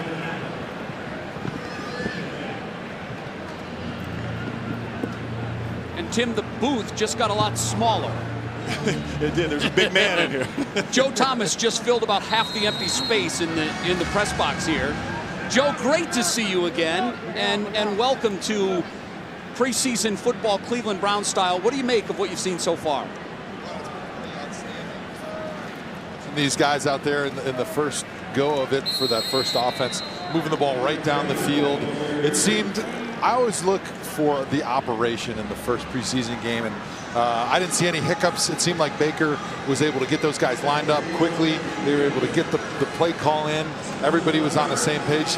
And that's kind of rare in the first preseason game. Usually you see guys all over the place. You see timeouts being taken early on in that game. But it was good to see that organization right off the bat for the Browns offense. They did look buttoned up. We saw the flag on the opening kickoff and thought, uh-oh, here we go. Yeah, here we go. It's going to be a flag fest to start the game. And then an incomplete pass. But after that, Baker was like a surgeon, and it's 7-0 before you know it. Well, the offensive line looked really good on that first possession, too. Baker wasn't even remotely getting hit at all, getting touched, and had plenty of time to step up and throw the football. Yeah, the key for protecting Baker is keeping the front really solid, because he's a shorter quarterback, so he's not going to do good with those defensive linemen close in his face. He does a lot better when the rush is coming from the outside, and he can use his feet to slide if he has to. So they did a really nice job keeping it firm right in front of him, and he was able to deliver. 3rd down and 6 now for the Redskins. Haskins finds his man in the flats. Brought down, nice tackle by Mack Wilson, who looked really good in that first half, Joe. Yeah, he had a great first half, making that big interception and flying all over the field. He had a great week at camp. I was out there all week, and he was one of the guys that really pops when you're standing there on the sideline and watching him. He's going to be one of the big steals from this draft. I think so. I mean, when a guy slips that late, typically there are reasons teams didn't jump on him. The Browns and John Dorsey not afraid to take a chance, and the Alabama product certainly showing his worth so far in the early going. 1st down and 10 for this Redskins offense. Nothing happening on the run. Nice stuff there by the Browns defense. and that is Taki, who is another Joe rookie linebacker, and we saw the youngster from BYU with a lot of energy out there in the first half. What do you make of what you've seen from him so far? Yeah, I thought he's had a nice game. He brings that energy. He's going to be that guy that's the spark plug on defense, but also on special teams. He's going to be that tempo setter, that guy that if practice is ever a little bit quiet, or if the game is ever, they need a little bit of a spark plug, he's going to be the guy that really provides it for them. Haskins with the scramble pickup of 9, and that'll bring up 3rd down and about 1. You'll like this story. So he went to BYU because mom wanted him to go there. Said he was a bit of a partier in high school, so she wanted him to go someplace where he was going to, stay on the line. At BYU. So no, wait, place there. This is the part of the story you're going to love. So we asked him what was your second choice, and he said Wisconsin. Oh. And we said, why is that? And he goes, oh man, it's a great party school. You didn't do any of that though, Joe, right? A lot better. Yeah, I didn't party at all. I'm sure just like you at Kentucky. Exactly. We kept our nose in the books and our feet in the library. Exactly. 3rd down and 2 now. Haskins finds his man out of the backfield, and that is a 1st down pickup for this Redskins offense now that's trying to get in somewhat of a groove. Really, with the exception of the blown coverage, they haven't done much offensively, and that's a hats off to the Browns defense. Yeah, they've created a couple turnovers too. The rookies, had 2 interceptions. Haskins has looked good at times, but he's also looked like a rookie quarterback at times, forcing the football a high throw over the middle, and then the pick 6 that Wilson had down here on the sideline is just a flat throw. You got to get that football up and over the top, and you just can't miss it inside like that. So 1st and 10 now for Haskins and the Redskins. They'll keep it on the ground. Nice big opening up the left side of that offensive line, and that's going to be a pickup of about 9 yards, and it'll give the Redskins 2nd down and short. So tell us a little bit, Joe, about your transition now into the world of media. We're going to see you on Thursday Night Football on the NFL Network. That's a pretty good gig. In fact, that might be the plum gig in all of sports broadcasting. I was going to say, it's kind of like my dream gig right here, fresh out of school. Being able to be home on the weekends as an NFL analyst is pretty rare. You basically have one job, and that's Thursday Night Football. And it's really special. Those games are really fun because it's usually a divisional game. It's usually one of the big games of the week, and you're the only game on Thursday night, which is really special. So you got a lot of eyes focused on you, and I'm really excited about it. That's great. I know you're living back in Wisconsin now. Do you get to go? You go to the Wisconsin football games now, or are you kind of just out of that? So yeah, we went to one last year. You always think you're going to go to more than you end up going to, and I'm hoping to go to a few more this year. But we'll see with the travel schedule and anything like that. It's always fun to get back to those college games. It just reminds you of all the great memories you had when you were in college. Haskins with the quick throw and the pickup of about 7 yards. Darvin Kidsey run out of bounds on the play. Jay and I talked a lot about this defensive line and how it's probably the strength of this entire football team. What's your thoughts on these guys, with Miles and the addition of Sheldon Richardson and Olivier Vernon and even the backups? They're a deep group up front. Yeah, this defensive line is scary. When you add Vernon, that is just going to free up Miles so much more, because schematically defensive coordinators can't just focus on Miles and turn the protection or add a running back or add a tight end to Miles the entire time, because then now you're freeing up Olivier. And if you're going to try to take care of both of them on every play, well, now you're losing guys in the route concepts. As you know, the fewer guys you got running down the field, the more times you're going to get doubles in the secondary, and so that'll only help some of those young guys in the secondary. So I think that was their biggest pickup, outside of obviously OBJ, which was an unbelievable trade. I can't believe John Dorsey was able to pull that off. Not much happening on this run play. Craig Reynolds brought down behind the line of scrimmage for a tackle for the loss. Wyatt Ray on the stop. Let's check in Dustin Fox down on the sidelines with an injury update. Dustin?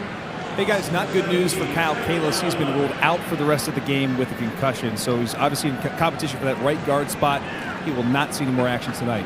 All right, Dustin, thank you very much. Yeah, that right guard spot, Joe, is one that everybody's been watching closely. Your impression so far from the guys fighting for that spot? I thought they were pretty solid tonight. Obviously, the Kalis injury changes things a little bit, but it seems like Cush has really kind of taken hold of that position. And I think there was nothing that he did tonight that would say he's not going to continue to be the starter the next week. And I think the coaches are really eager to shore that position up, to get those 5 guys that are going to be the starters starting to play together consistently so they can start working on some of that nonverbal communication that they're going to have when they play in these loud environments, and get him used to playing next to JC and playing next to, Hub. Yeah. Almost forgot my man Chris Hubbard out there at right tackle. But yeah, you got to get these guys playing next to each other so there's a comfort level. And when it comes to Sundays, they're going to do it like it's second nature. Boy, nice pass rush there. Haskins squeaks free of everybody and almost throws a touchdown dart on the play.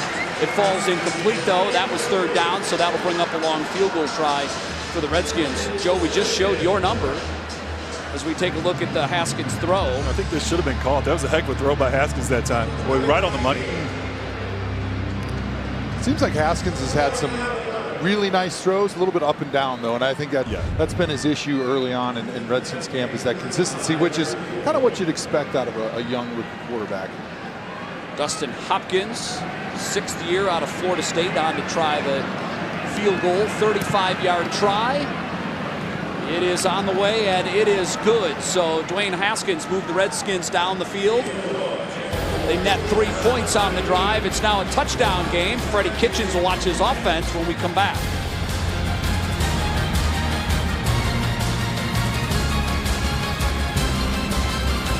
Joe Thomas, what great service to the Cleveland Browns. Joe, nothing against you, but it's good to finally see a lot of jerseys in the stands from guys that are playing now instead of guys that are retired. Yeah. And there's the real number. There you go. 10,363. What comes to mind when you see that? That's the number of consecutive plays. For crying out loud, are you kidding me? You know, I see that number, and to me, there's a great deal of pride, because that means I was out there for my teammates more than 10,000 plays in a row, giving them all I got. And as a lineman, I'm not scoring any touchdowns. The best I can do is be out there, try to help block for my quarterback, try to help out my left guard, try to block for my running backs, and just be reliable. That's all I ever wanted to do in my career. And so when I see that number, that's what I think of. Tim, I think he was not just reliable, but Hall of Fame great during his years here in Cleveland, and really set the standard. If you're a great offensive lineman and you're coming out of college, the bar is as high as ever. I don't know how anybody attains that, ever. No, I don't either. And, you know, we saw, I don't know if you know this or not, but we saw a stat come by earlier, said you were the only offensive lineman in NFL history to make the Pro Bowl in each of his first 10 seasons. And, man, that's just unbelievable. Congratulations to you on just a Hall of Fame career. And you're a joy to watch, Joe. Well, thank you. Garrett Gilbert back at quarterback for the Browns to start their first series of the second half.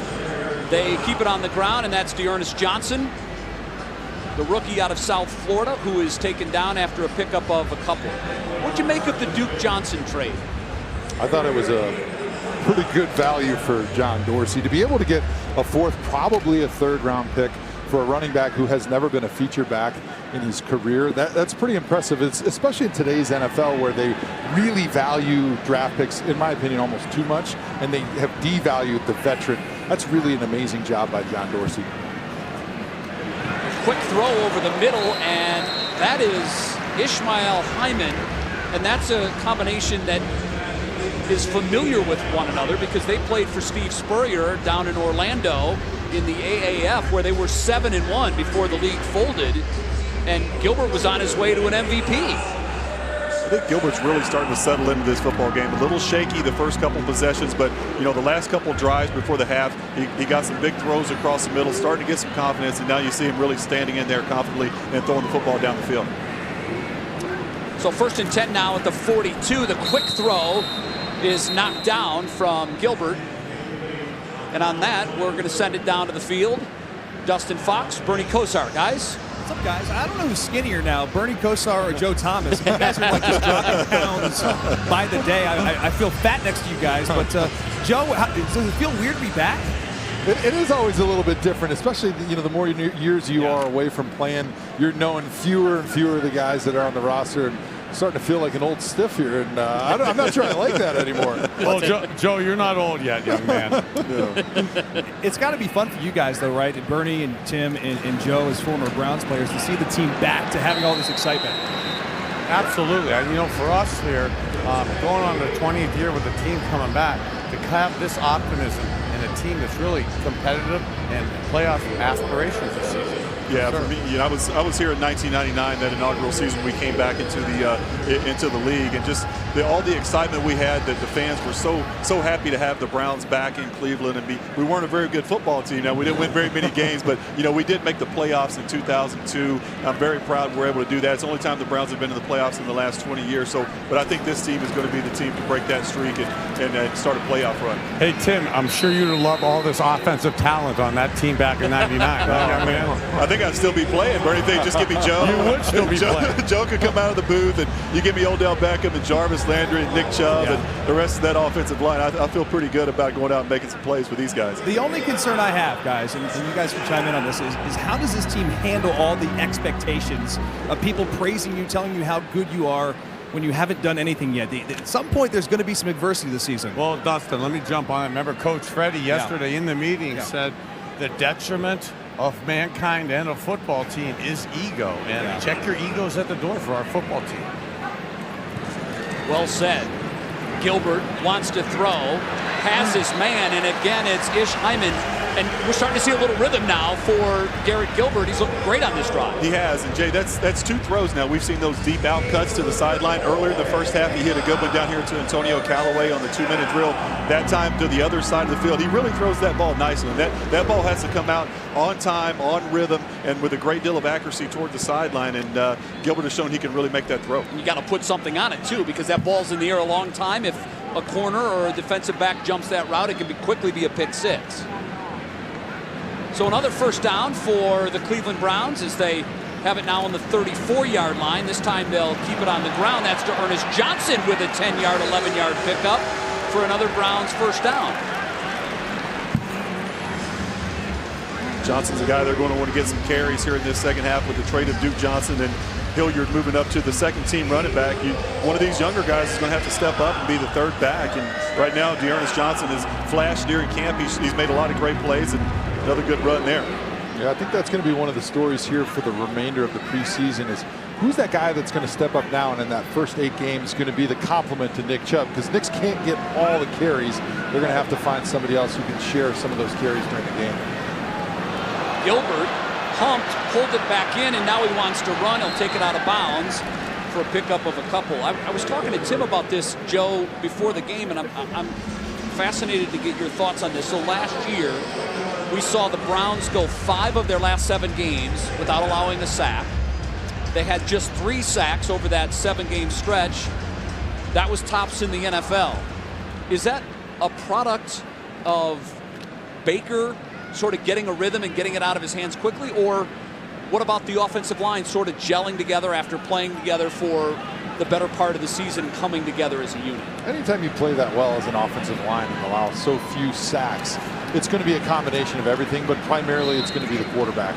It's going to be him taking the proper drops, seeing the defense, making a quick decision, and getting the ball out of his hands. That's how you avoid sacks in the NFL. I couldn't agree more, Joe. And the offensive line did do an outstanding job last year, giving Baker time to throw. But, Baker's one of those guys, he's a catch-and-throw guy. He doesn't waste any time. He understands what the defense is doing. He reads the defense very quickly. And he puts his foot in the ground. That ball's coming out. He's not a stand back there and hold it kind of quarterback. And I think the offensive line really got an idea of how Baker wanted them to block for him. He wants those guys to run wide, to be able to open up those passing lanes and keep things firm in front of him. He does a great job of escaping the pocket when he has to. They can throw on the run really well. So they started to finally understand what he needed from a quarterback perspective. Unfortunate play that time. It was a great throw and catch by by Gilbert to Hyman, but Hyman couldn't finish the play. Got the ball knocked out down there around the 1-yard line. He fumbled it on his way to the end zone, and that will bring an end to an end that Browns drive. Fumble recovered by Washington. 3 minutes to go here in the third quarter as you take another look at it. Hyman just losing the football, and the Redskins will have it when we come back. 3 minutes to go, third quarter, Browns leading by 7.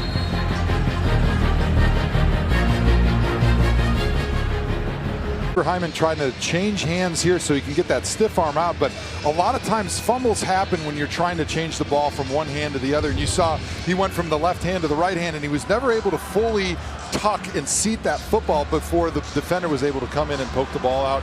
That's why a lot of coaches will tell you to just cover it up in that situation with both hands and run through that arm tackle, and you might get all the way to the end zone. It was close. That's the second turnover for the Browns inside the 5-yard line. And now the Redskins will take over 1st and 10 at the 29. Dwayne Haskins looking to throw deep and overshoots his receiver. That is Kidsey, who he's connected with on a number of throws, but Robert Jackson deep down the field in coverage. So, Joe, the thing you miss most, I know you don't miss preseason, but the thing you miss most about being an NFL player? For me, it's easily that locker room environment. The busting up on each other's chops that you're doing on a daily basis. You just don't get that in the real world. I can't go into work and start making fun of somebody because they're going to call HR at NFL Network. But you do that in the locker room, that's just what you do on a daily basis. And so you really miss that camaraderie where you're just genuinely giving it to each other, and you really build a good bond when you're in that situation, and you build friends for life. I would suggest you go out after Michael Irvin pretty hard. He's got thick skin. He can take it. Absolutely. You got to get after him a little bit. Everyone that leaves the game always talks about that aspect. That's, Tim, the hardest thing to do is to kind of let go. It's your second family, really. In some cases, during football season, it is your family. Yeah, you're spending more time with those guys than you are with your family during the season. Wow, terrific play that time by the Browns blitzer Justin Burris, coming off the edge and knocking Dwayne Haskins for the sack.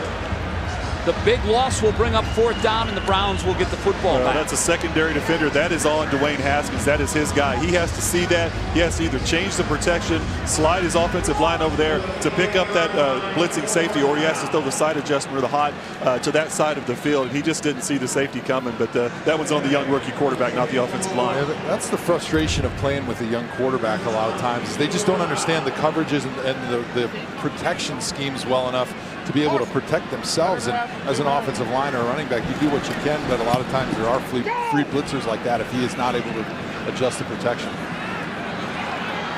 So it is Ernest Johnson back to field the punt, and he will get it down to the 34-yard line, and that's where the Browns offense will take over. 1:19 to go in the 3rd quarter. Cleveland still leading by 7.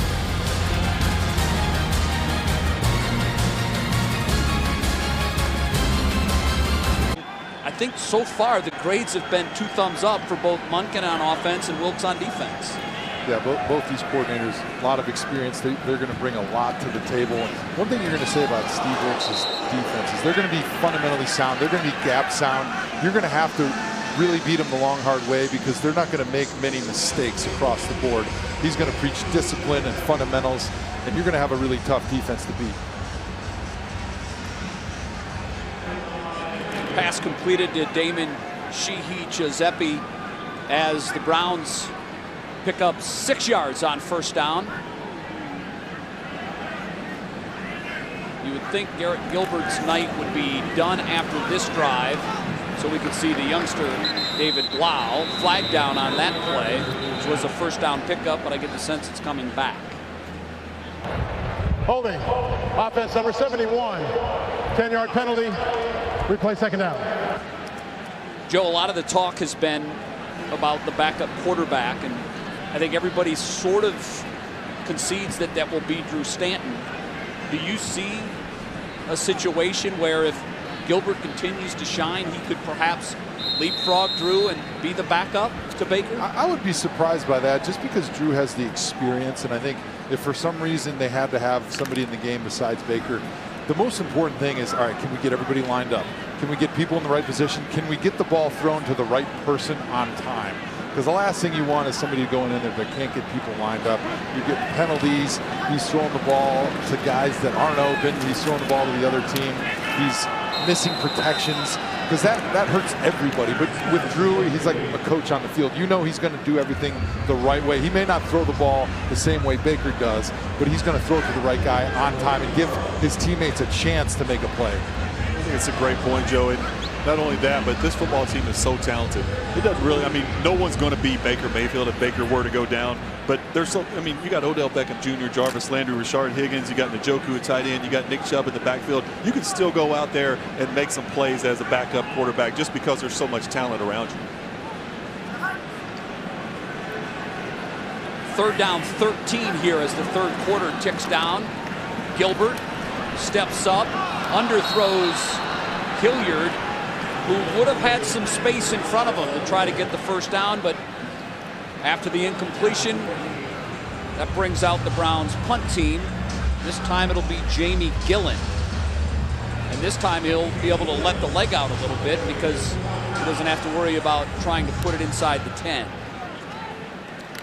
I'd like to see him give him that ball where he could run and possibly split a defender and make that first down, but throws it a little bit low, and that's a tough catch for anybody to make.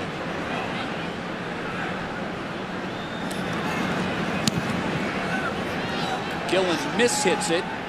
It's going to hit at the 27 and trickle out of bounds, and that's where the Redskins will take over. And the Redskins now will also have a change at quarterback. Josh Woodrum will check into the game, and that brings to an end the third quarter. Joe, thanks so much for stopping by. We enjoyed it. It's always good to see you. Thank you, Joe. It's great to see you. It was a lot of fun, guys. I really appreciate you having me. We'll be watching you on Thursday nights on the NFL Network. We miss you on the field, but it's always good to catch up and see you at Browns games, and we'll be watching you on Thursday nights. Well, thanks. This was a joy being up here with you guys. You guys are doing a great job, and hope to see you guys in the fall a little bit. All right. Thank you, Joe. Appreciate it. Very good. Joe Thomas, soon to be enshrined in Canton at the Pro Football Hall of Fame. 17-10 Browns. We're back with the fourth quarter.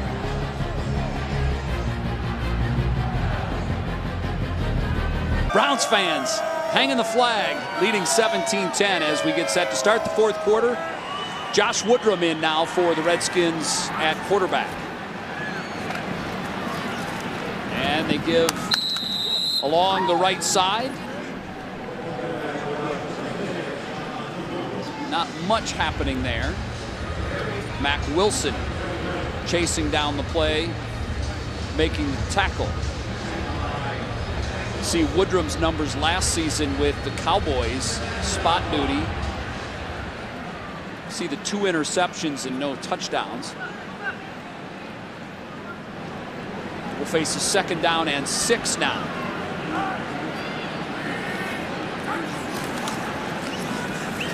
And another run, and this time a terrific job by the Browns defense putting up pressure up the middle.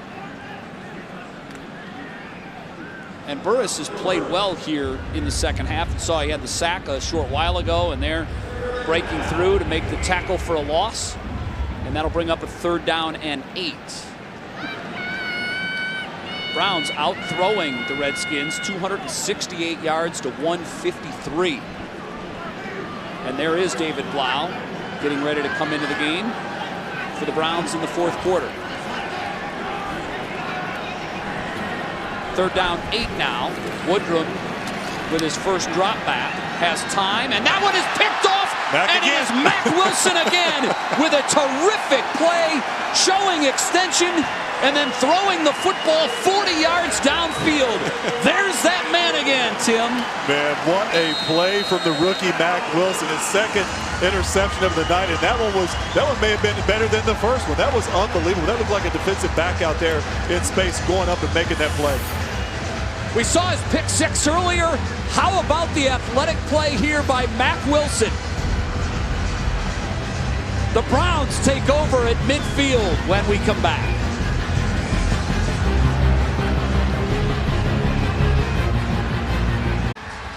All right, down on the sideline now here at First Energy Stadium, joined by Myles Garrett. Myles, Mac Wilson having himself a night. How about the rookie? Oh, man, he's been getting after it. We've seen this all camp, and we were just waiting for him to unleash a little bit during some of these preseason games.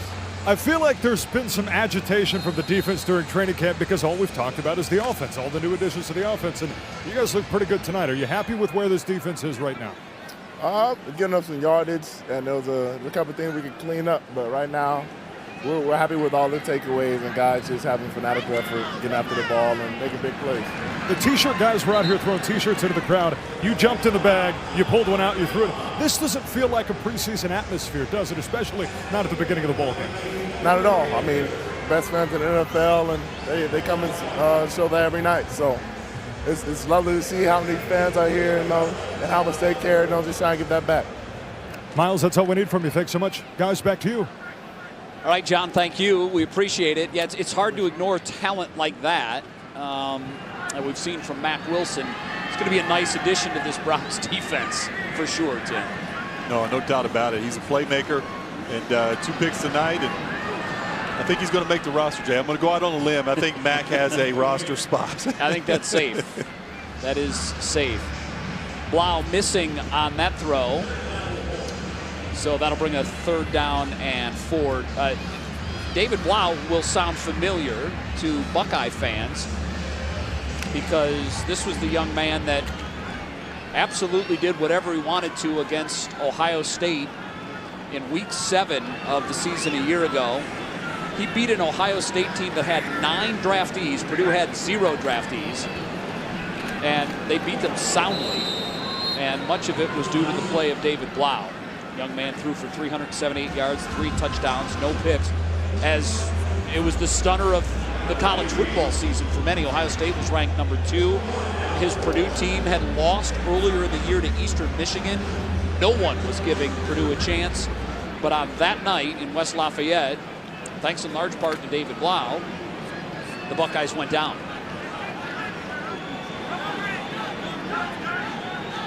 So 4th down and 4, and Freddie Kitchens will keep the Browns offense out on the field to see what Blau can do here in a pressure situation. Steps up, tries to run for it. He's going to be short of the 1st down, and the Redskins will take over there at the 42-yard line. The call, obviously, you wouldn't do that in a regular season game, but the call puts the young man in a position to try to make a play in a big spot. Yeah, it does. You're just trying to put your young quarterback, leave him out on the field, see if he can convert a 4th down situation. Redskins will take over. 12:04 to go in the football game, trailing the Browns 17-10.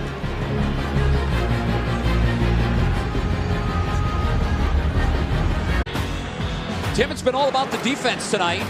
They've been everywhere, and they've been primarily backups. Yeah, they have. A lot of the young guys, a lot of the rookies. We've seen Gritty Williams make some plays, stopping in the run game, making an interception.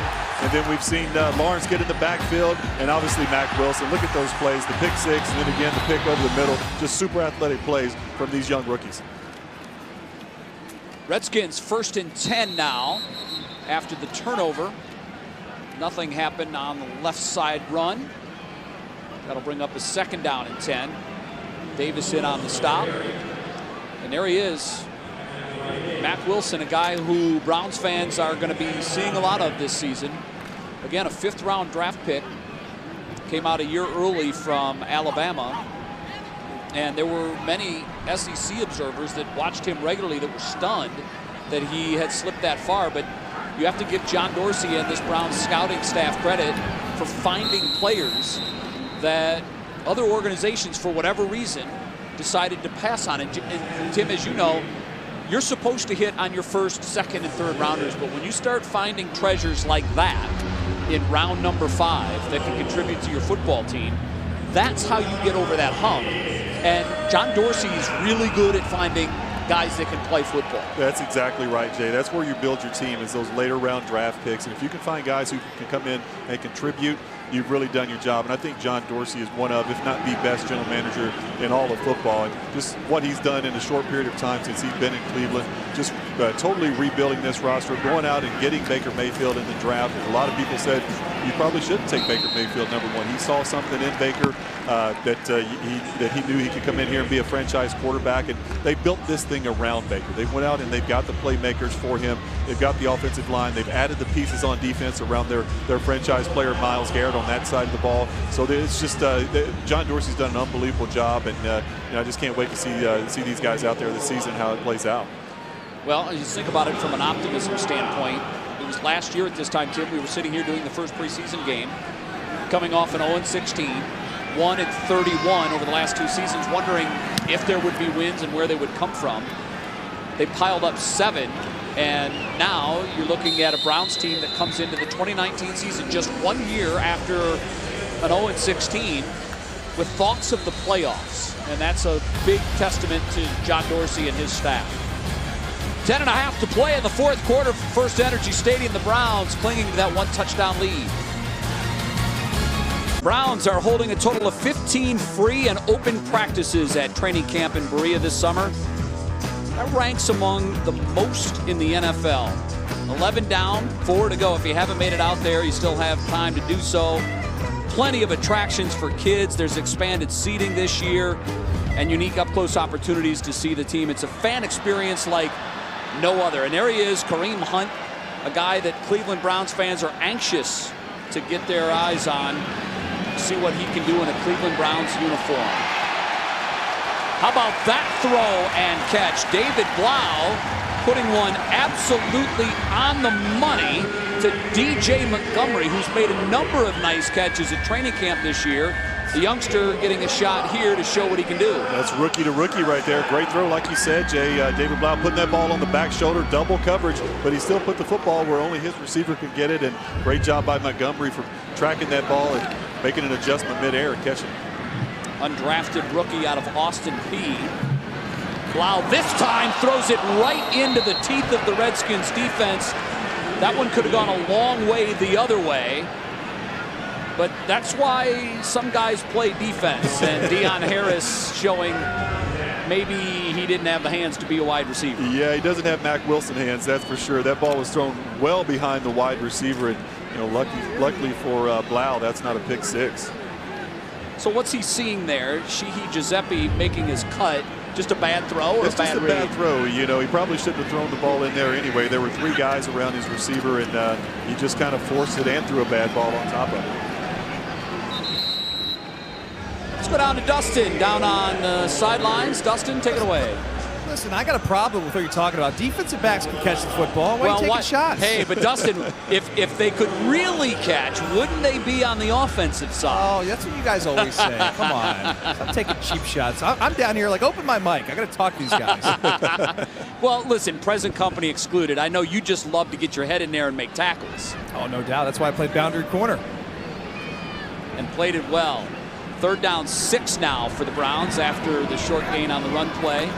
Blau back to throw, has some opening up the middle, and will run for a 1st down. So the youngster showing that he can tuck it and run if he has to. Nice play that time by Blau. Nothing open down the field. Just take it, tuck it and run, get all you can get, keep these chains moving. So the big question from tonight, Tim, I think is, did the Browns see what they needed to see from Dontrell Hilliard? Because we know it's going to be Hunt and we know it's going to be Chubb, but with no Duke Johnson now, that leaves a vacancy, particularly until week 10 when Hunt's available. Yeah, I don't know if they saw enough tonight out of Hilliard to say that's our guy going forward, who could be our number 2 until Hunt gets back. It was kind of up and down. Did he flash it a few times? Did he make some nice runs? Absolutely, but he also made some mistakes. He had the fumble going in down on the goal line. He had a miscue in pass protection where he got out of position, had the holding penalty. So it was kind of an up and down performance, honestly, from Hilliard. But I think that he is a talented guy. They just got to have him do it more consistently. A.J. Owlett with the carry there. Loss of 2. That brings up 2nd down and 12. And D'Ernest Johnson is another guy that could factor into this. Played in the AAF. Blau throws it away. There may have been a hold before he got rid of it. Redskins may turn that penalty down because it's already 3rd and 12. Holding. Offense number 63. 10-yard penalty. Repeat 2nd down. They'll take it, push him back 10. It'll be a redo of 2nd down. They'll need 22 to pick it up. So, Tim, if you're John Dorsey, do you sit by and watch next week's preseason game and see if Hilliard can clean up those mistakes, or are you starting to call general managers to see who might be available if you're looking to make a trade? Well, knowing John Dorsey, I think he's going to be working the phones. I think he's going to see who's out there and who's available. You talk about West, Shakandrick West, who knows from Kansas City, who could be a player who can come fit right into this system. So there's some guys available out there he can go take a look at if he wanted to. That pass is completed, but again, there's a flag down in the backfield, and I think that's going to back the Browns up 10 more. Dustin, your thoughts? Did you see what you needed to see tonight from Dontrell? I thought he was okay at times. I mean, that fumble is what's going to be caught in the crawl of Freddie Kitchens as he goes to bed tonight. He's going to remember that fumble because that should have been a touchdown. And, Bernie's obviously down here with me as well. Your thoughts on Hilliard tonight? Well, I think Illegal Dustin use of the hands and of Tim Hayes. hit it exactly right. It's Defense, been a little number up and down, 54. but also, Five-yard again, penalty. we're victims or beneficiaries of the guys around us. I think our offensive line has done exceptional tonight from the pass protection standpoint. From the run game, the holes aren't exactly there yet, so a little more work has to go on it from a team perspective. Guys, let's just be honest. We need a backup running back to basically bide us some time for 8 weeks, right? Because I know this team internally is super excited about the possibility of Kareem Hunt coming back in Week 9. And if Nick Chubb can stay healthy, you just have to have somebody just to sort of spell him. And hopefully Hilliard can be that guy. If not, I mean, there's a million running backs out there on the streets. That's very true, as the Browns actually picked up some penalty yardage there, defensive penalty, hands to the face. That's true, Dustin, but at the same time, you never want to make a trade from the point of desperation. And if the Browns go to the season with the thinking that all we got to do is get to Week 10 when he'll finally be available, as the Browns have a bye, so it'll be Week 10 before he actually comes out, their 9th game. But you never know what happens during the course of the first 8 games, and if should Chubb suffer an injury, then the Browns are looking at almost, well, they wouldn't have a season back available at that point if they didn't make a trade now. And they wouldn't have to do it out of desperation, Tim. If they have to make a trade once the season begins, the price they'll have to pay will go up. Yeah, because teams will know they're desperate. Yeah, I would agree with that. I would be surprised if John Dorsey doesn't go out and try to find someone just in case, because you never know. It's an 8. Those first 8 games, Nick Chubb's going to carry a lot of the load, and he's going to take a lot of punishment. You hope he stays healthy, but you never know in this league. So you certainly have to have someone behind him that you feel comfortable with that can come in and be not quite as productive as Nick Chubb, but be a productive back and can do all the things that you're looking for a running back to do in this league. Productive backs don't fall out of trees. We know that. Ouellette with the carry. Dives forward for a first down. Ouellette, the rookie out of Ohio University. So that'll be something for us to watch off the field as the Browns continue to go through this preseason. The one thing we know, and Dustin touched on it, if you get to the 9th game of the season and things aren't going well, and you add a Kareem Hunt to that mix, we saw an offense tonight without Njoku, without Beckham, without Landry, take the ball down the field against the ones and look like they were going against no defense. So this could be a situation where you add Kareem Hunt to that mix, and that could be the extra push you need when you're trying to get into the playoffs. Nice run there by Traylon Gray. Another one of these University of Miami products. I mentioned 8 former Hurricanes on this roster, Tim. They produce a lot of talent there for sure. And I think you made a good point, Jay, with Kareem Hunt getting him back. You would think this team will be pushing for a playoff position, and then you get Kareem Hunt back and add him to the mix, and you got to think fresh legs. He hadn't been taking that beating. He's going to have those fresh legs for the second half of the season into that playoff push, and I think that's absolutely huge to have him and Nick Chubb in the backfield at the same time. I can't wait to see how that plays out. First down and 10 now for Blau, who's got to hurry to get it off, and just does. It's Gray again, making some guys miss and taking it down to the 12-yard line. So if you're looking for, and it's always tough, coaches never want to come right out and say, so-and-so's my favorite player.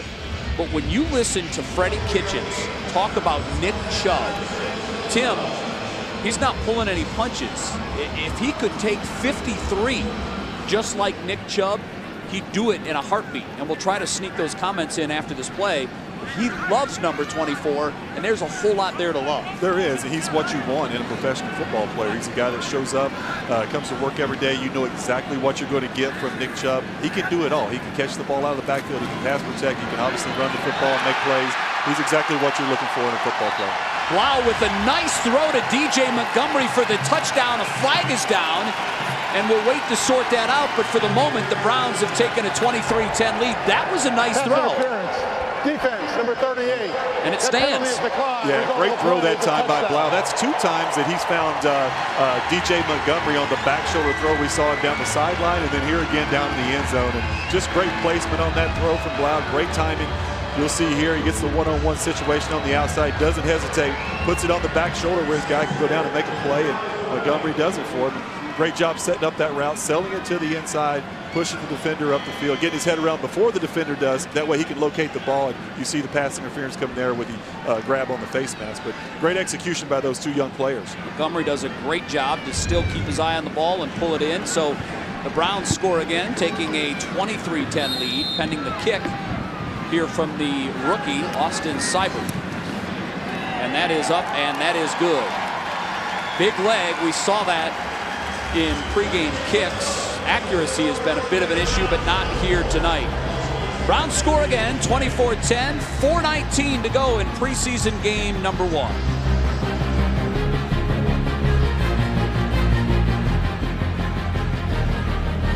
Touchdowns now, 4:19 to go in the 4th. Time now for quarterback stats, brought to you by First Energy, your hometown energy team. And Tim, even though he played 2 minutes, Baker's quarterback rating 158. What's not to love about that? Drew missed some throws, made some nice throws in other spots, but really Garrett Gilbert's numbers jump out at you, 14 of 22, and even Blau has looked good. Yeah, they have. Both of the young quarterbacks have looked really good. And, you know, the Browns have passed as a team for over 300 yards, 2 touchdowns, but more importantly, no interceptions. And I think that's a great credit to quarterback coach Ryan Lindley. He does an outstanding job of getting all these guys ready to play, and they all came in and did a nice job of understanding the system and throwing the ball down the field. Blau did a great job on that drive, capped it with the 11-yard toss to DJ Montgomery. 6'11", goes the length of the field, takes 11 plays, and now the Redskins will take over with just over 4 minutes to go here in the first preseason game from First Energy Stadium.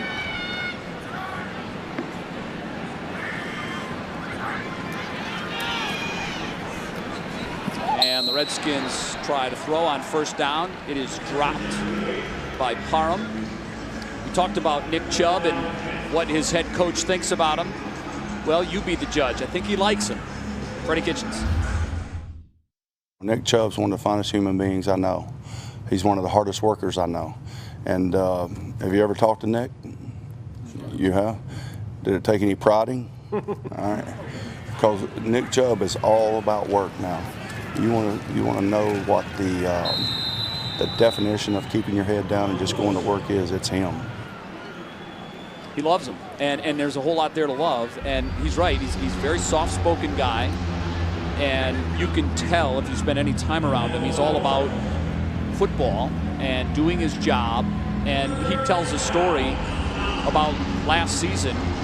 Chubb went over 1,000 yards, which is quite an accomplishment for a rookie running back. And they gave him the ball a couple of times, and he loses 4 yards, and he goes back down under 1,000 yards. And Freddie said he never said one word about it. Almost like he just either didn't know or didn't care. Yeah, that's rare. I think he just wants to go out and do what it takes for him to help his team win a football game. And, you know, I watched Nick Chubb a lot in college at Georgia. Obviously, he was playing in the SEC East, and me being a Kentucky fan. And so I watched Nick Chubb's whole career, and he was just unbelievable in college. So I'm not surprised at all about the success he's having here in the NFL. And, you know, he was splitting time kind of the last year or so with Sony Michel, who's playing for the New England Patriots right now. And those 2 guys were just so dynamic. But always been really impressed with Nick Chubb, and I'm glad we have him here as a Cleveland Brown. Well, there's another guy that the Browns were able to be patient, and he was available in the 2nd round. And this is a guy who, Tim, talk about his career at Georgia. There have been a lot of good running backs at Georgia, but only Herschel Walker has ever run for more yards than this guy. And he missed time with a knee injury. He missed time with the injury, and if it wasn't for that, he probably would have amassed more yards than the great Herschel Walker. So the Redskins will punt it away to the Browns. And it is Sheehy Giuseppe feeling it inside the 15, and he gets one block, and he's gone. And he is gone. Taking it the distance for the touchdown is Sheehy Giuseppe on a terrific special teams play. And now Freddie can smile because he has seen all of the units do their thing. And do you think, love the celebration, do you think they're happy for Sheehy or not? Yeah, awesome. He's a team favorite.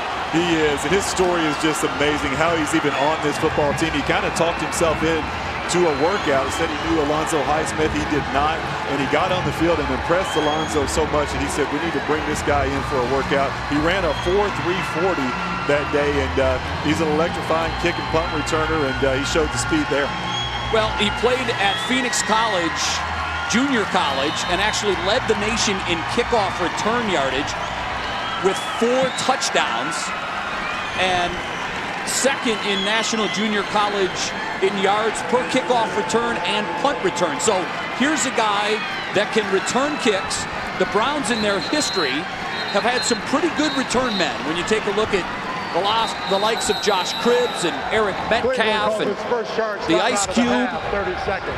But he might have just punched his ticket to that 53-man roster, because I know it's going to be hard to do that as a receiver, but he just showed that this is why you have a guy like this on your 53, because you need someone to return kicks, and he does it well. Yeah, 86 yards, and he went 86 in a flash. Look at that little seam. He hits it just running past guys, and you knew at this point, when he gets out in the open field, that it's lights out. No one's catching him, and with 4.3 speed, he's just pulling away from defenders, and so happy for him to go out and make that play. And I love the celebration, the reaction from his teammates. They're so happy for him to make that play, and that's just awesome to see, man. That's a lot of fun right there. He got clotheslined and finally taken down, and I think 60 of the 90 rostered players came out to pile onto him. They did. That's really cool to see. And, just to see these young guys come out here and make the plays that they're used to making in college, and they're having some success here in their first NFL action.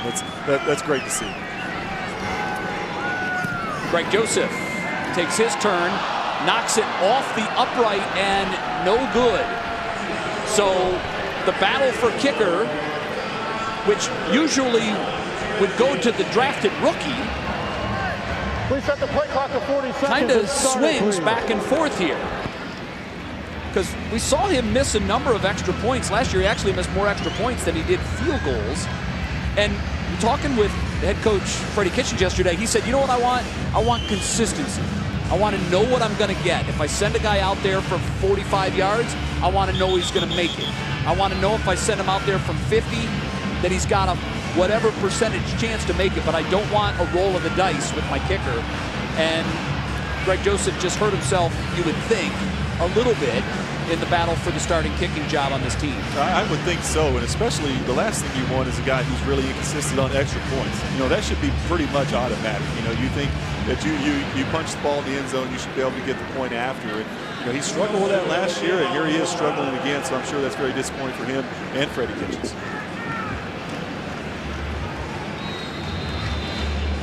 So it's 30-10. Browns up now by 20 points with just over 3 minutes to go. He sails that kickoff out of the back of the end zone. So perhaps channeling a little bit of anger, although they did get 10 yards on the kickoff, kicking from the 35. So you hate to see it. You hate to see a young guy struggle when he's really in a battle for his football life. But that's what the preseason is for. The coaches need to see these guys in game situations. And he's talking it over with his long snapper now, but it happens. In the meantime, Sheehy is just on still on the cloud oxygen 9. and taking the oxygen in. I think he deserves it. Yeah. Woodrow trying to find his man, and finally does. And a nice couple of moves after the catch there. Late flag comes in, but Sean Wilson showing some nice movement there after the catch. Sort out the flag.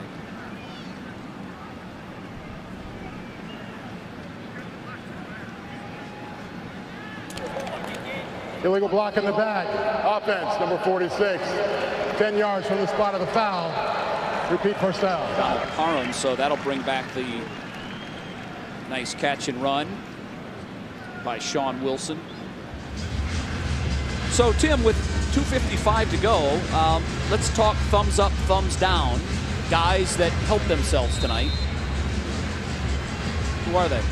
Well, I think that you know, from the quarterback position, I think Garrett Gilbert did a nice job. I thought he really settled into the game, started making some throws after the first couple series. He did an outstanding job. And then some of these, you know, interior linemen. I thought Lawrence did an outstanding job, had a big sack.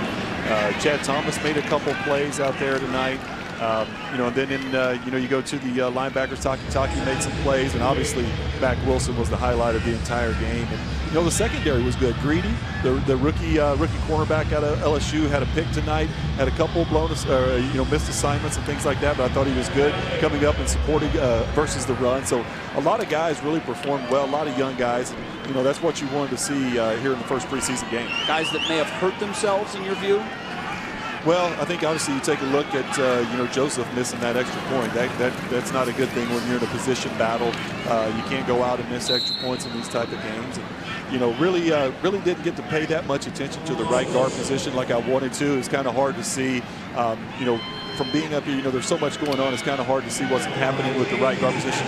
But I'm sure Freddie will kind of fill us in on that after the game, how that position played out. And, so we'll see, but you know, some guys, you know, a lot of guys helped themselves, but you know, some guys were kind of up and down. I thought Hilliard was up and down a little bit. He got a big opportunity here tonight to carry the football quite a bit. He was pretty inconsistent, so we'll see what happens after the game. What Freddie has to say about the way he thought these guys performed. That Woodrum throw sails incomplete, and that'll bring up 3rd down and 10. So it's possible the Browns could get the ball back and try to put together some sort of 2-minute drive. I think the opening drive, very impressive for this Browns first unit. We saw Baker miss on his first throw and then hit on 6 straight as he took the Browns 89 yards on that opening drive. So not that anybody's judging Baker on whether or not he can hurt or help himself. He's the unquestioned starter and leader of this team. But one of the things that you look for, Tim, it's all about adjustments in the NFL, particularly for year 2 guys. And you hear so much about the sophomore slump, particularly at the position of quarterback. And we've seen guys come into the league in the last really decade that had great success in year 1, but the league caught up with them in year 2. So when we come back from the break, I want to get your thoughts, Tim, on how Baker Mayfield avoids that sophomore slump. I'm told is going to carve time out of his busy schedule to sit down with me for an hour. It's all on the Browns YouTube channel, which I think is one of the best YouTube channels out there. You have to check it out. And how about the Baker hats? Love it. I might try to get you to wear one of those in the interview. Gladly. I would gladly wear one. I'm a fan. 3rd down 6 now as we are inside the 2-minute warning here of tonight's preseason game number 1. Pass is caught, and that'll be enough for a 1st down. Kelvin Harmon with the reception. So, Tim, I asked you going to the break because you went through it. How do you avoid the sophomore slump? What does Baker need to look out for most? You know, I think for a quarterback, you need to do a lot of self-scout in the offseason. You know, Baker did so many things well, but what did he not do well? What could he improve on going into year 2? And I think some of those things are understanding protections, understanding how to get yourself blocked up at the line of scrimmage. And those are the things that you could do to help yourself as a young quarterback. But like you said, Jay, there's all that film on Baker Mayfield from last year. So these defensive coordinators are coming up with schemes all offseason long to try and stop Baker in this offense. But the thing that Baker has going for him is what John Dorsey did for him in the offseason, going out and getting these guys and putting you know, an Odell Beckham out there with Jarvis Landry, adding a Kareem Hunt. You know, just the weapons that Baker has around him. I don't think there's going to be any sophomore slump. I think Baker's a guy who works extremely hard. He wants to be the best quarterback in the NFL. He has that mindset and that work ethic, and I think the talent that he has around him, I don't think there's going to be any drop-off whatsoever. Boy, we saw the video of him and shotgunning a beverage on the big screen. That was impressive. It was, not only was it impressive, as I'm watching that, I literally was saying to myself, I don't think I've ever seen a pro athlete take on the persona of a fan base better and quicker than this guy has. You talk about knowing Cleveland fans. He's dialed in it feels like he's just one of us. It really does. And, I think back when, I was the quarterback here and, in my rookie year, second year, I was, I wasn't as open as Baker was with the fans, and couldn't relate like he does. And he does such a good job of saying, this is who I am. Yeah. I'm Baker Mayfield. I'm not going to change for anything. I'm a confident guy. I'm a fiery guy. And he just gives it to him all out. And, he's shotgunning beers and at the Indians games and those kind of things. But people love him. And, he does his work. He gets the job done, but he also likes to have fun, too. And, I'm a huge Baker Mayfield fan and wish him nothing but the best throughout his career. Defensive end Anthony Zettel having to be helped off the field. Yeah, it really is amazing. And I think Freddie gets the fan base as well. From day one, if you're not wearing brown and orange, you don't matter. Yep. His attitude is forget the glitz and glamour. I'm a football guy. I coach one way. Old school Alabama, old school Alabama style, and he's fun to be around too. And the guys have really fed off of that. He knows when to coach them hard, but he also, as that ball is knocked out of the quarterback's hands on the attempted throw and recovered by the Redskins offense, you see in practice that he knows when to joke with the guys and kind of bust their chops a little bit, but he also knows when they need to be coached hard. Nice hit right there by Tagi Sanko to knock the football free. So I think that these two guys that come in and really kind of hold the future to Cleveland in their hands done an amazing job, and I think throw John Dorsey in that crew, of understanding what makes this fan base tick and just giving the fans what they want. I completely agree. Coming off the 0-16 season, the year, and then they go out and draft Baker Mayfield. Baker Mayfield was exactly what this team needed at the exact right time. They just injected energy into this organization and a confident player who can really turn the whole organization around. And then they go out and, they add, Freddie Kitchens comes in halfway through the year, starts calling the plays. He and Baker just have this tremendous chemistry, and they go out on a limb and give a guy who's never been a head coach at any level the head coaching job of the Cleveland Browns because he and Baker have such rapport and such chemistry, and I think it was an outstanding move by John Dorsey. Well, the last couple of years, it seems like everything the Browns have done has been absolutely perfect. 30-10 is the final score. The Browns successful in preseason game number 1. We're going to take a quick break, and we're back from First Energy Stadium right after this.